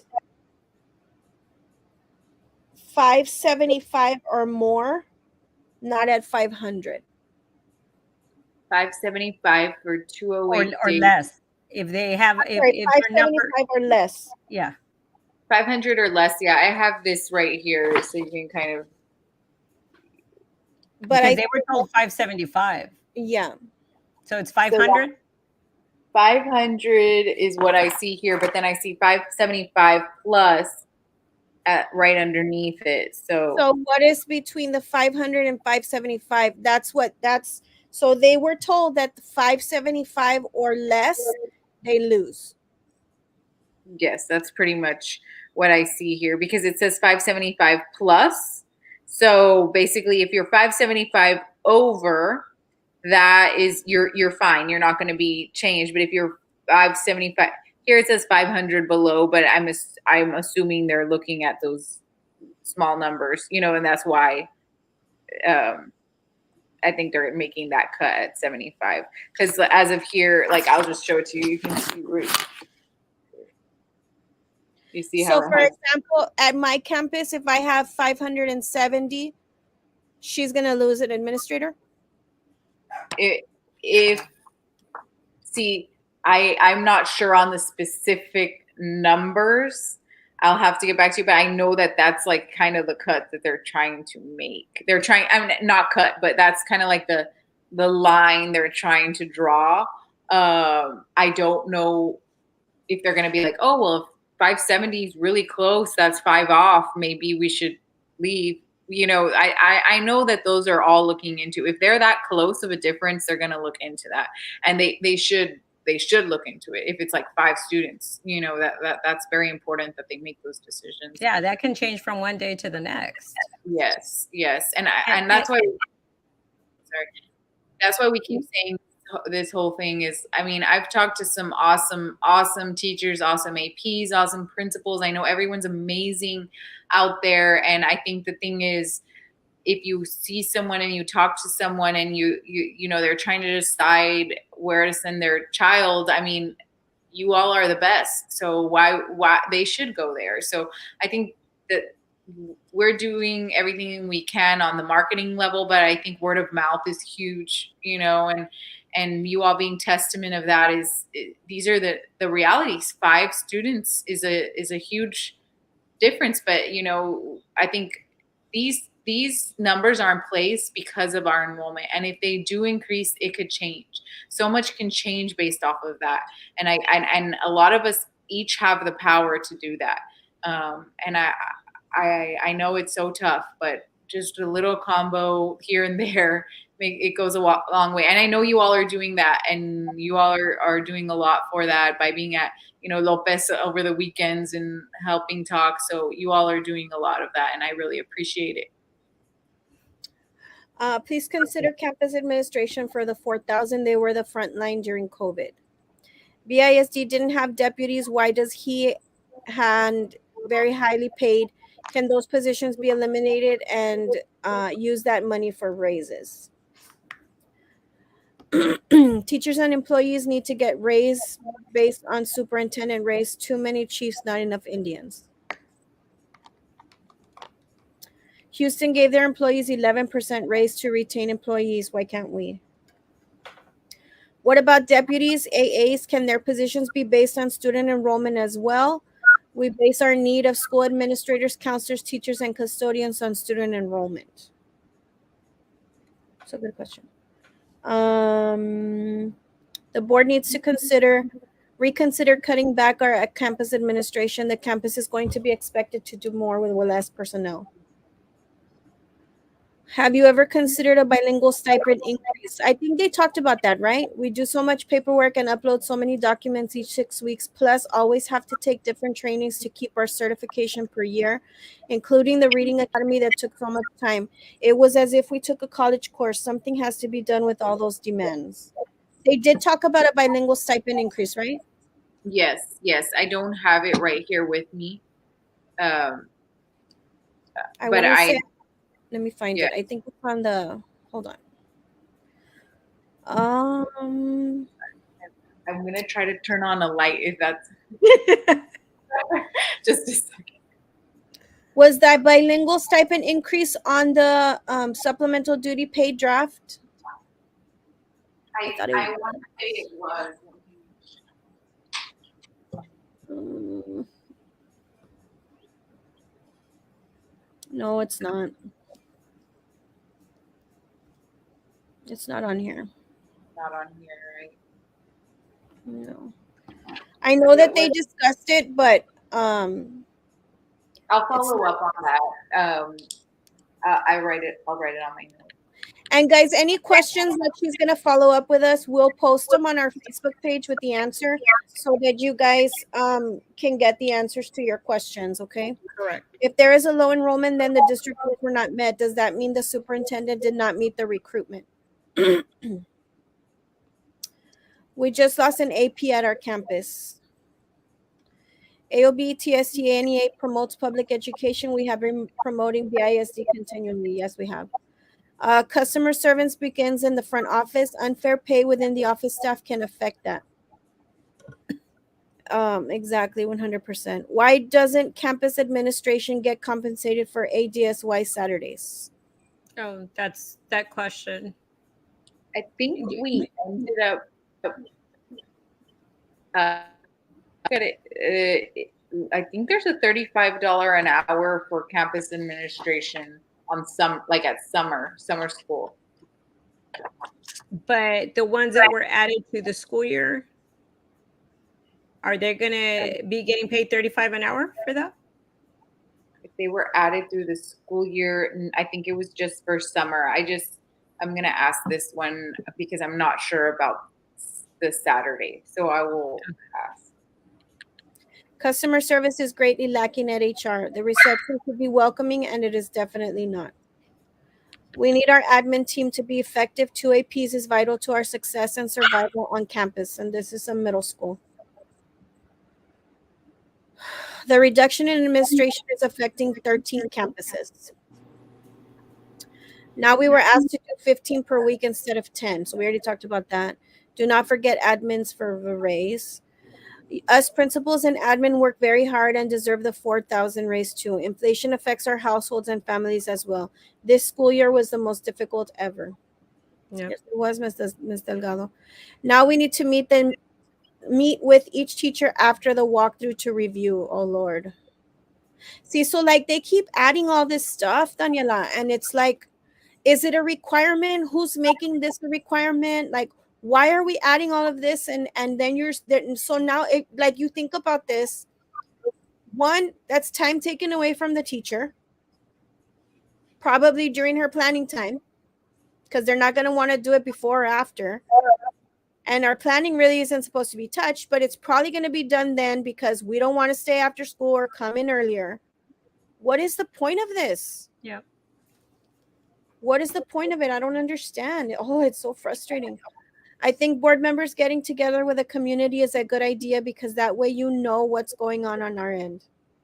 And I can tell you very gratefully that Daniela has been very open with calls, text messages, all of that. So she's listening.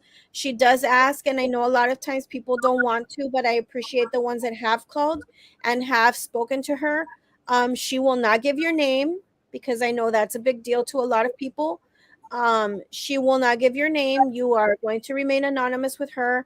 And pretty much, I don't know that we've had any issues like that with any of the other board members, but um, Miss Lopez Valdez has been very receptive in listening to taking calls and different things like that. So that's very, very appreciated.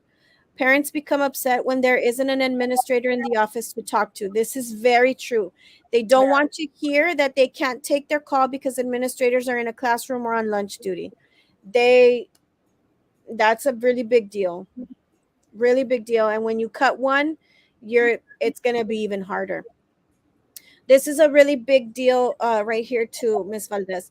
What a lot of classified employees want to know is, why are all classified salaries the same regardless of years with BISD? For example, those coming in new make as much as those with 14 to 15 years with BISD.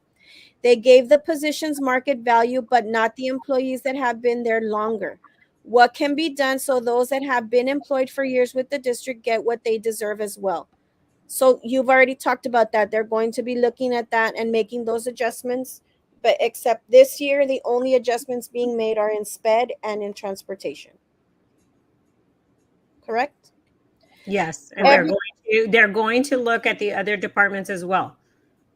Yes, we're going to look at all the documents, and if there is a specific, the more information we get, the better. Because I know that we've been talking, we've been seeing some outliers. So we want to look at every single department, and that's what we want to spend time on for next year. Yeah, Daniela, would it be possible? I know, like the slide that's on the screen is a comparison against market value, but can one be done on comparison to surrounding school districts? Because that's what a lot of these administrators are looking at. They're looking at surrounding districts. And if it's gonna, go ahead. I believe this does include surrounding districts, and I think that's why there's a triangle, and then there's a square, and there's a dotted line, because I think let me just follow up with you. Okay, so the market districts involved in this study were Donna, Edinburgh, Harlingen, La Jolla, Laredo, Los Fresnos, McAllen, Mission, Northeast, Bar, PSJ, San Antonio, San Benito, Sherryland, United, Westlaco. So they were all part of it. Wow. Okay. Every campus must have a principal, an AP, and a dean at least. At the middle school level, where I'm at, 2 APs is crucial. Many schools are less than the 500 students, but the need for the 3 admins in some schools especially is needed due to special ed units. That's another thing. ARD, behavior issues, and their everyday duties and overloading admin. And this is a case also like where you have some campuses that have like life skills units, you have some campuses that have behavior units. Those kinds of things require more time from admin as far as ARDs go. So that's another thing that should be considered, especially because of those kinds of things where you're going to need more than just one admin. Hannah is losing an administrator and will not be replaced. The reduction in administration, there you said that, is affecting 13 campuses, including middle school. The board needs to reach out to the teachers and hear our concerns. I love my district, I love my job, and I would give my life for your child if he or she sat in my classroom. Please look out for us.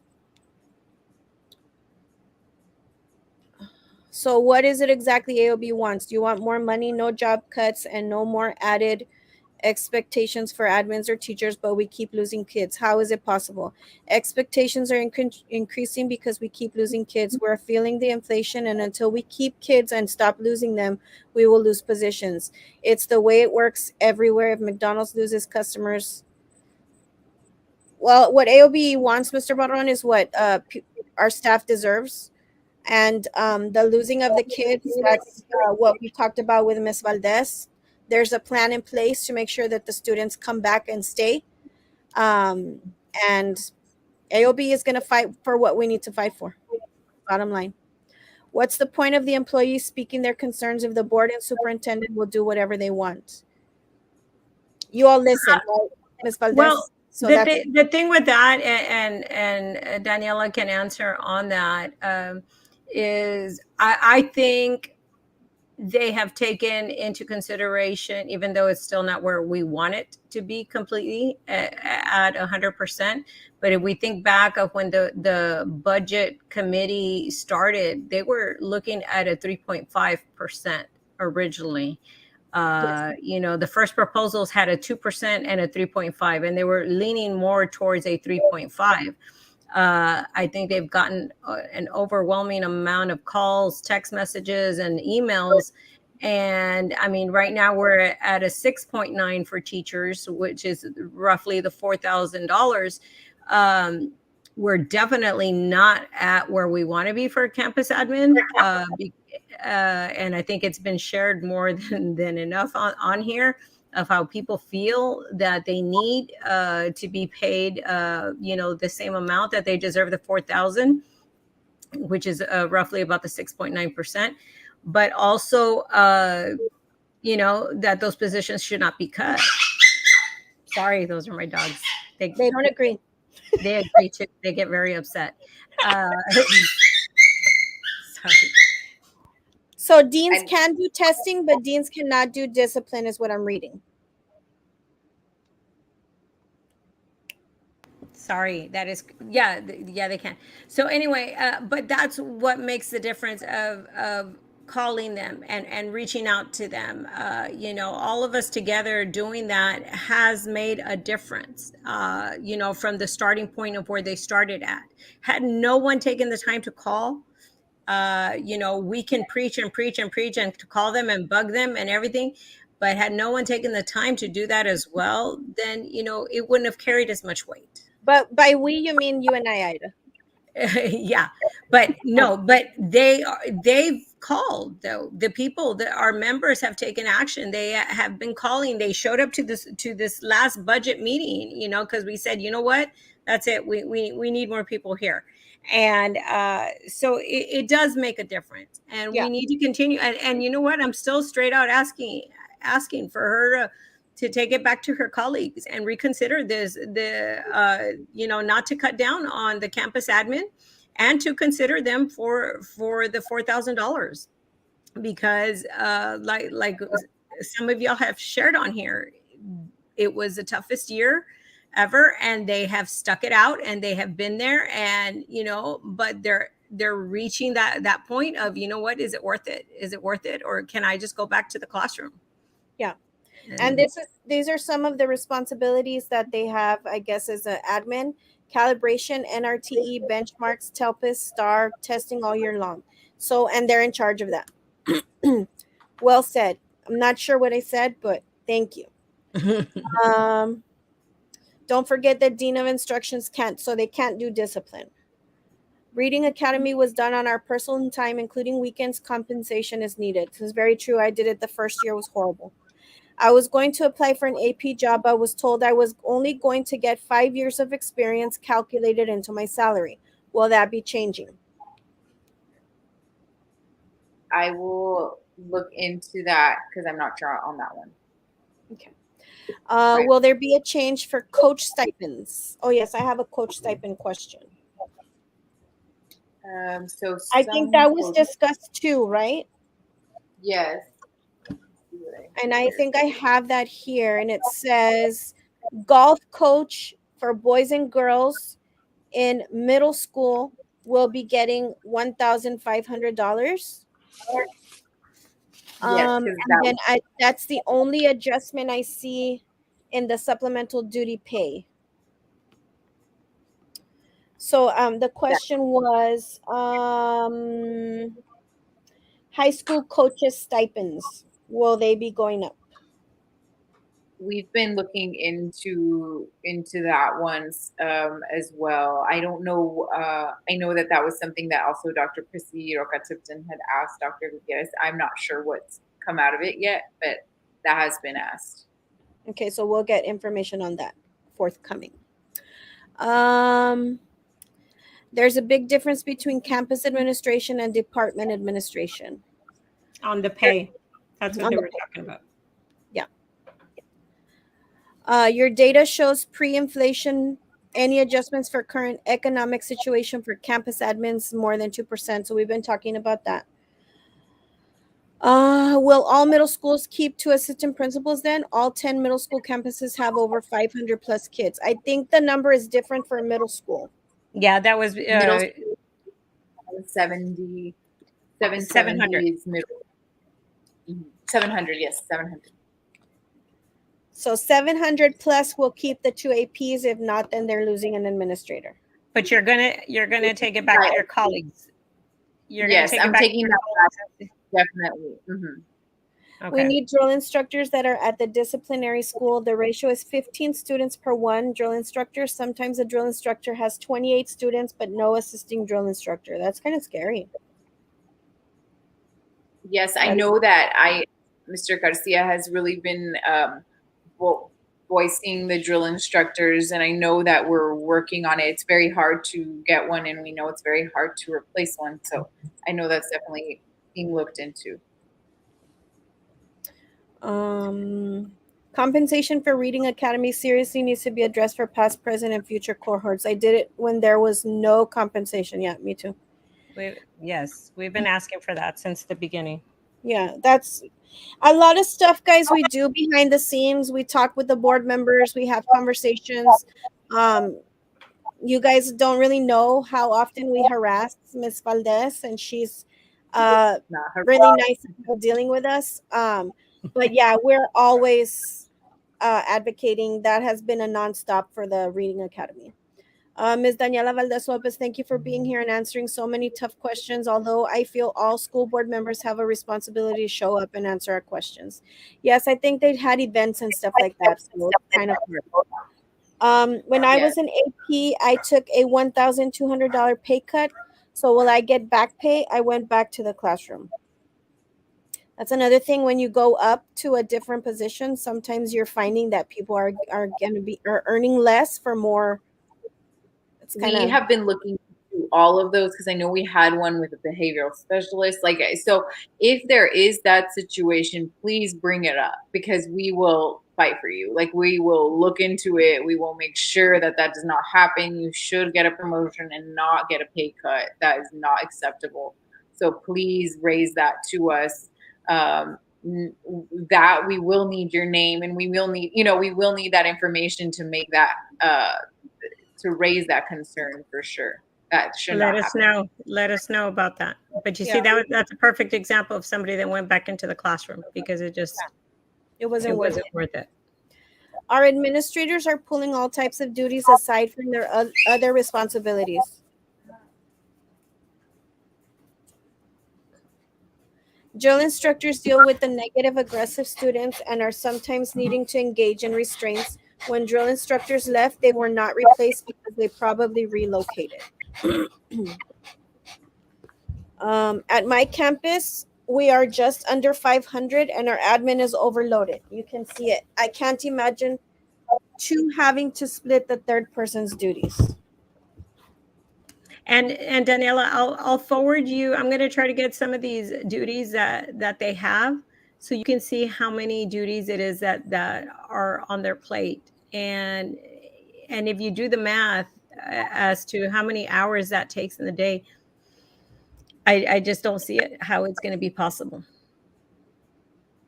Yeah, definitely. What is going to happen with Cromac and Castañeda and Del Castillo and Morningside? Will they have one administration? So the whole consolidation for Cromac and Castañeda is going to be done over a year. So we have an interim principal there. So nothing is going to be done this year. It's part of since that principal was retiring, they have an interim principal. It's still in the process and it will eventually be done, but it's going to be done in stages, making sure everybody's taken care of, that everybody's concerns are being heard. And it's going to be making sure the community's involved in all of it. Del Castillo and Morningside, that hasn't been talked about. So will they have one administration? When they do consolidate, when Cromac and Castañeda does, they will. Right now, they will not. They will stay separate. At one point, they were 12, and now they are down to 6, but still servicing the same population. When drill instructors have to be out for sickness or injuries during restraints. Oh, I guess they're talking about like having a sub for them. What would the adjustment be for SPED classified? It depends on your years of service. Correct, Ms. Valdez? Yes, correct. And I wish I had that with me, but I don't have it with me.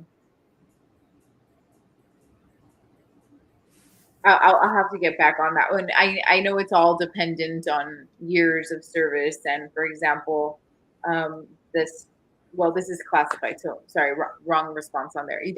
I would have to look into it, but they can ask HR, and they can get it fully explained to them as well. Okay. Other drill instructors and staff have to assist but are not certified to engage in restraints should an incident arise.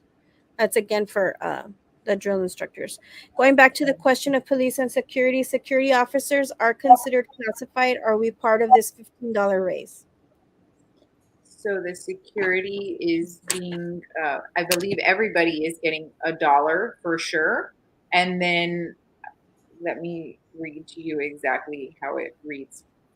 For classified employees, a final proposal is a $1 minimum raise for all classified employees and adjusted pay scales. So based off of years. So all classified employees at our minimum of 15 an hour.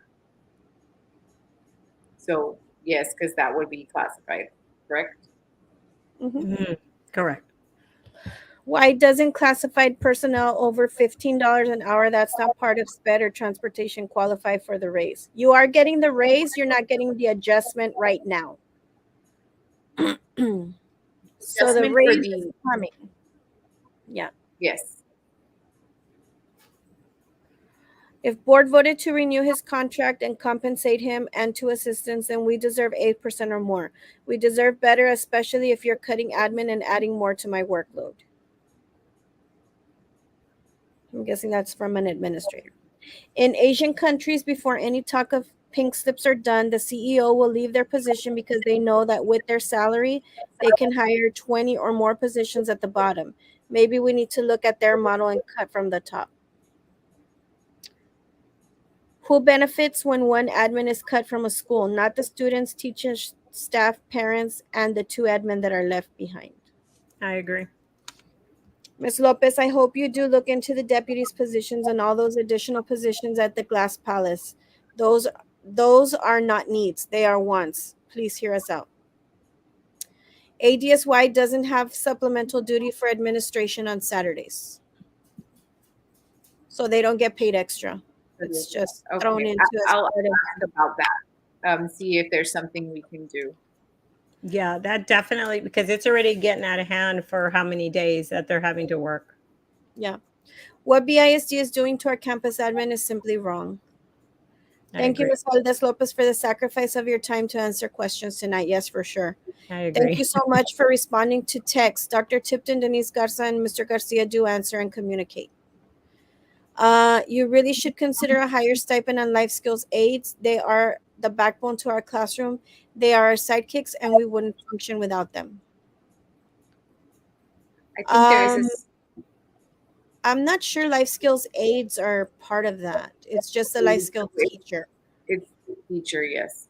Yeah, yeah. And I don't think aides get a stipend. They just are at a No. different pay grade. Correct. Um, as well as Ms. Lopez Valdez. Yes, we understood you. That you respond. I had heard, but please confirm $600 phone stipends for top paid admins was going to be removed. We used our phone and computers during virtual and we received a mere 250 one-time stipend. If they're making those top salaries, they can afford their phone bills just as we did. I think all of that's being removed, right? Is that being removed also from the superintendent? I believe the phone stipend is. I will confirm. I don't want to, but I know we talked about that. Yeah, I remember hearing that. And then if you can check on if it's being removed from the superintendent as well, because I know he has a phone stipend. Ms. Daniela, thank you for giving of your time. It takes time to create change, but we know you are listening and acting upon our concerns. Yeah, she is. Remember when teachers were supposed to get 5,000, but instead administrators got five-figure raises while teachers got scraps? I just had a text on that as well. House Bill 3. Yeah, that they got. I think it says 15,000, and we got 2,000. That was on I don't House know. Bill 3, right? I don't know the exact numbers, but it was part of House Bill 3 that it was supposed to go to the teachers. This Yeah. was all before us, before Dr. Yeah. Gutierrez, before. Mm-hmm. But yes, Yeah. it is accurate. Ms. Lopez, thank you for profusely for joining us today to answer these tough questions. Yes. Hugs for little Luca. Just wanted to say thank you to you all for these live videos. Oh, thank you, Mr. Castro. We're trying to do our best to keep you guys informed and make sure that your concerns are heard. Data meetings. That's another thing they have to do. Join the movement, promote BISD. We are the best choice for our kids. Absolutely. Teachers, reach out to the board. Ms. Valdez, Ms. Jessica, Ms. Denise, quickly reply to my text. They are amazing ladies. Never heard back from the others. You're awesome, Ms. Valdez. Yes. Please look into stipends for high school Special Olympics coaches. We didn't get a stipend increase when the other coaches, I think, is that one of the ones that was also listed? It was we had not on here. Hold on, where is It's not on. Yeah, it's not on this one. it? No, On here, but I only did one for Soraya's Law for the coaches. So I need to go back and look at Special Olympics. I want to say because they're part of it. They did, but I let me confirm. yeah, we'll get that information for you. $500 stipend per semester for all BISD employees with perfect attendance. Thank you for your time, Ms. Lopez. Being that the economy and pandemic have greatly affected our community, so the real question is, what is the BISD district doing to increase or at the very least improvement for the school enrollment issues? We talked about that. The plan you said for recruitment and all of that is going to be part of this coming meeting, correct? Um, I will ask them to talk about it. I know it wasn't originally part of the agenda, but I will see if we can make a statement on that. It's part of the entire plan for next year on what we're doing. So I'll make sure that we can get a list. Middle school administration do data meetings, discipline, observations, walkthroughs, testing, 504 meetings, fire drills, lockdown drills, department meetings, off-campus meetings, SLOs, BOY, MOY, EOY, teacher conferences, ARDS, all game duties, band, choir, dance team duties, discipline hearings, campus investigations, parent conferences and follow-ups, arrival and dismissal duties, bus duties, lunch duties, Saturday tutorials, Saturday academy, Saturday science fair, and I love it. Just need 2 APs to help me. Wow. And I'm sure she forgot something. I'm sure she forgot something, but Oh yeah, I'm sure that's not everything, and that's on Saturdays. I saw her at SpaceX, and she's there for helping with her students. So I know she goes above and beyond. So and yes, so you all. a lot of this is Saturdays that they don't get paid for. This is a lot of weekends away from their family, and then you're gonna take an admin away, so there's gonna be double. Like, I don't know how they're gonna do it. Yes, it's a lot. It's a lot. AOB rocks. Thank you, Mr. Cisneros. Remember the $2 million the top 12 employees receive and return the $50 an hour for summer school, jumpstart, and other programs. That was our last comment. Wow. I have a few just really quick. I think a lot of them we were able to hit on quite a bit. On any positions that that are still vacant, are they looking to fill from within first before bringing in anybody from the outside? They are looking to fill from within. Yes. Okay, so that will have preference over anything else, right? Yes. Okay, great. And you're going to find out about campus admin if they choose to go back to the classroom, if they will qualify for the 4,000, correct? You will get back to me on that one? Yes. Okay, that's great.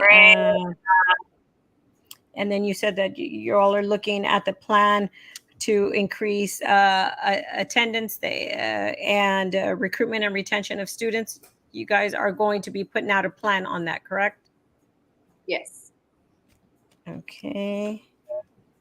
And then a question that I'm getting is why only SPED classified as getting the adjustment and transportation? And you said because right now those are the ones that are in high need, correct? Yes, that's where we are down employees, where we need them right away. Yeah, I think that there's also like in other areas, I believe they're in custodial that they're not able to fill those positions because the pay is just not competitive and they're not getting enough applicants on that. So I think that custodial is one of the positions also that should be really like on the top of that list, especially with, you know, what they're doing of sanitizing and things like that. Yes, and as of now, what is being proposed to try to help this is it's just something a little bit, right? Is the $500 stipend for our custodians. We still have work to do, but that's it. We recognize that, and that's what we could do for now. Okay. Um, Another quick question on classified employees that are over market. Are they frozen? Are you know, classified employees, if they're over the market share, their pay, is that it? Do they get maxed out, or are they going to continue to receive whatever, you know, is proposed? As of now, I don't believe we have frozen them, but I will check. I have to get back to Okay. you. Because yeah, if you can get back to me on that one, because some of them are telling me that, you know, your very experienced employees have been maxed out and that's it, they're frozen. So if you can let me know, will they still be applicable for whatever percentage, even your teachers? Or does that mean, All yeah? everyone is going to get this. There has everyone who there has not been a talk of the max out and the freeze for classified or for our teachers. Okay.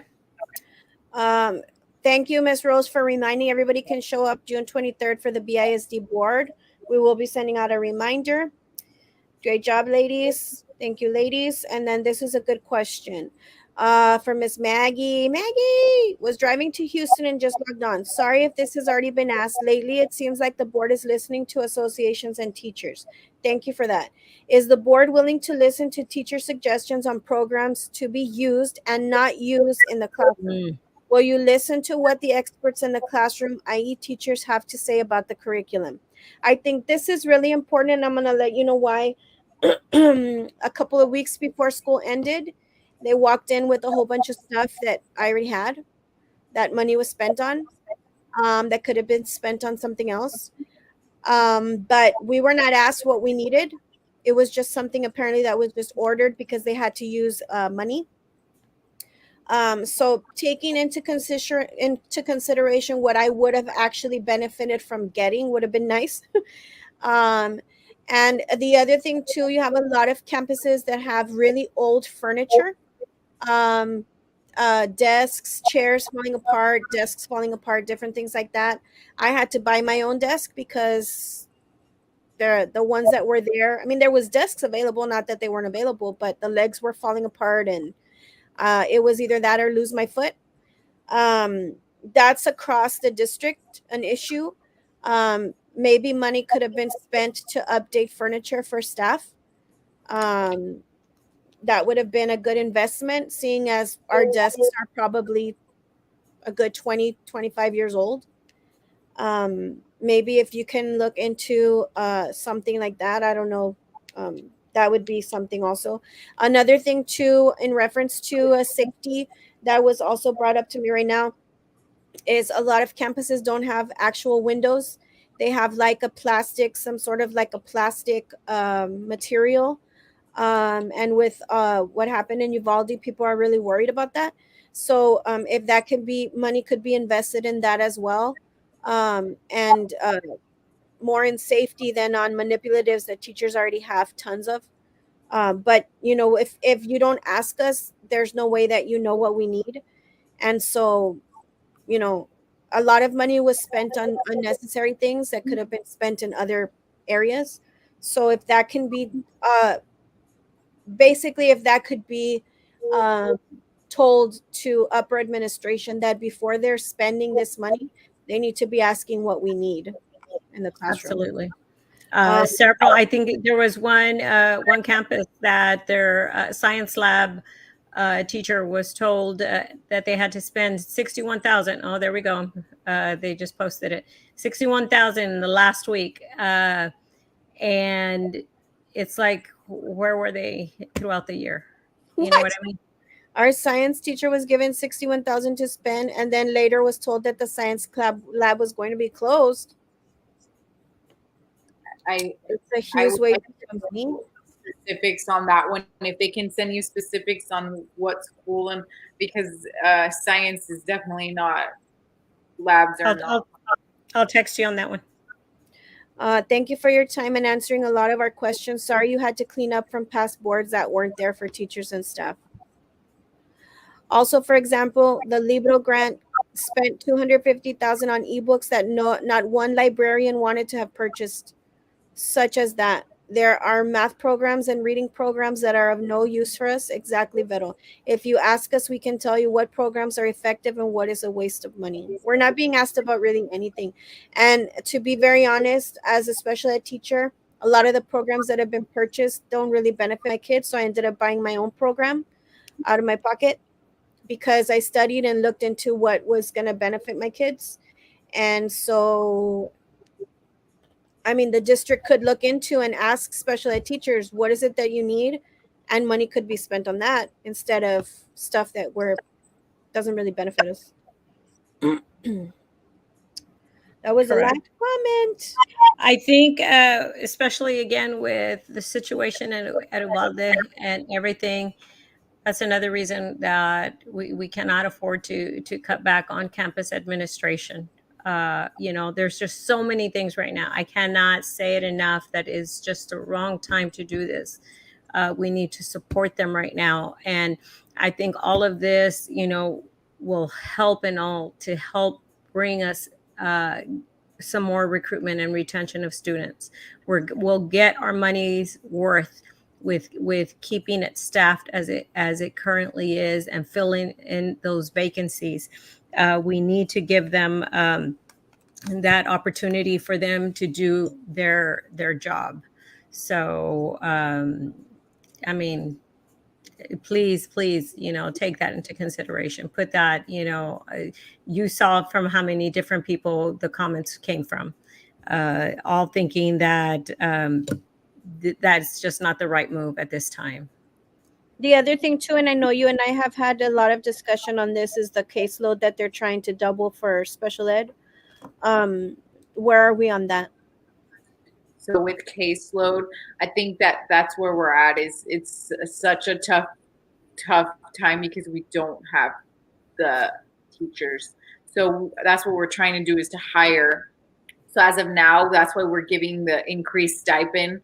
I believe like we're doing extra. So I think it was we're going to 2,500 for structured for life skills, 3,000 behavior. So we're increasing the stipend because there is just not enough to spread through.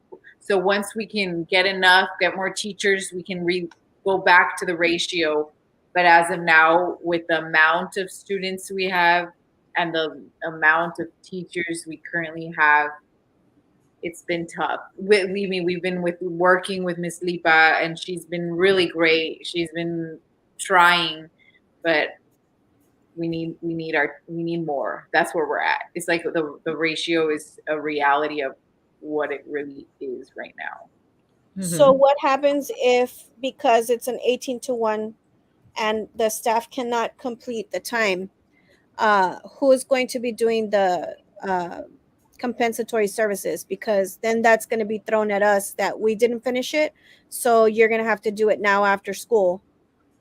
I think we need to have that talk definitely with Miss Lipa. Let's like bring her in. Let's talk about all these concerns, because every concern that you have given to me, she knows of it. So she's very, very aware. And I know that Miss Denise Garza and I were very vocal about this. So I And think I know you it's, spoke to a middle school teacher. You haven't had a high school teacher, correct?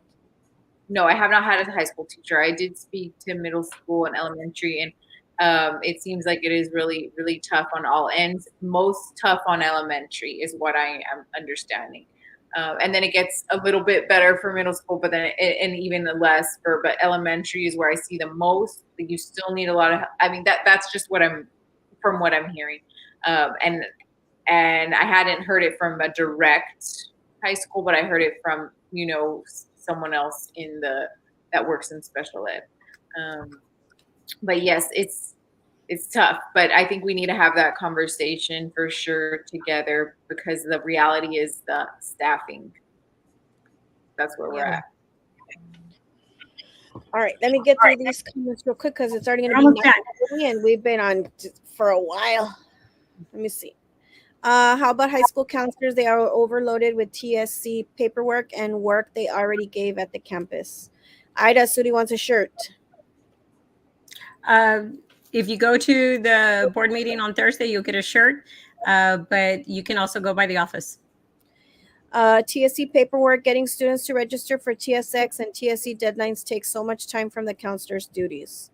High school counselors should have a TSC stipend if the teachers have one.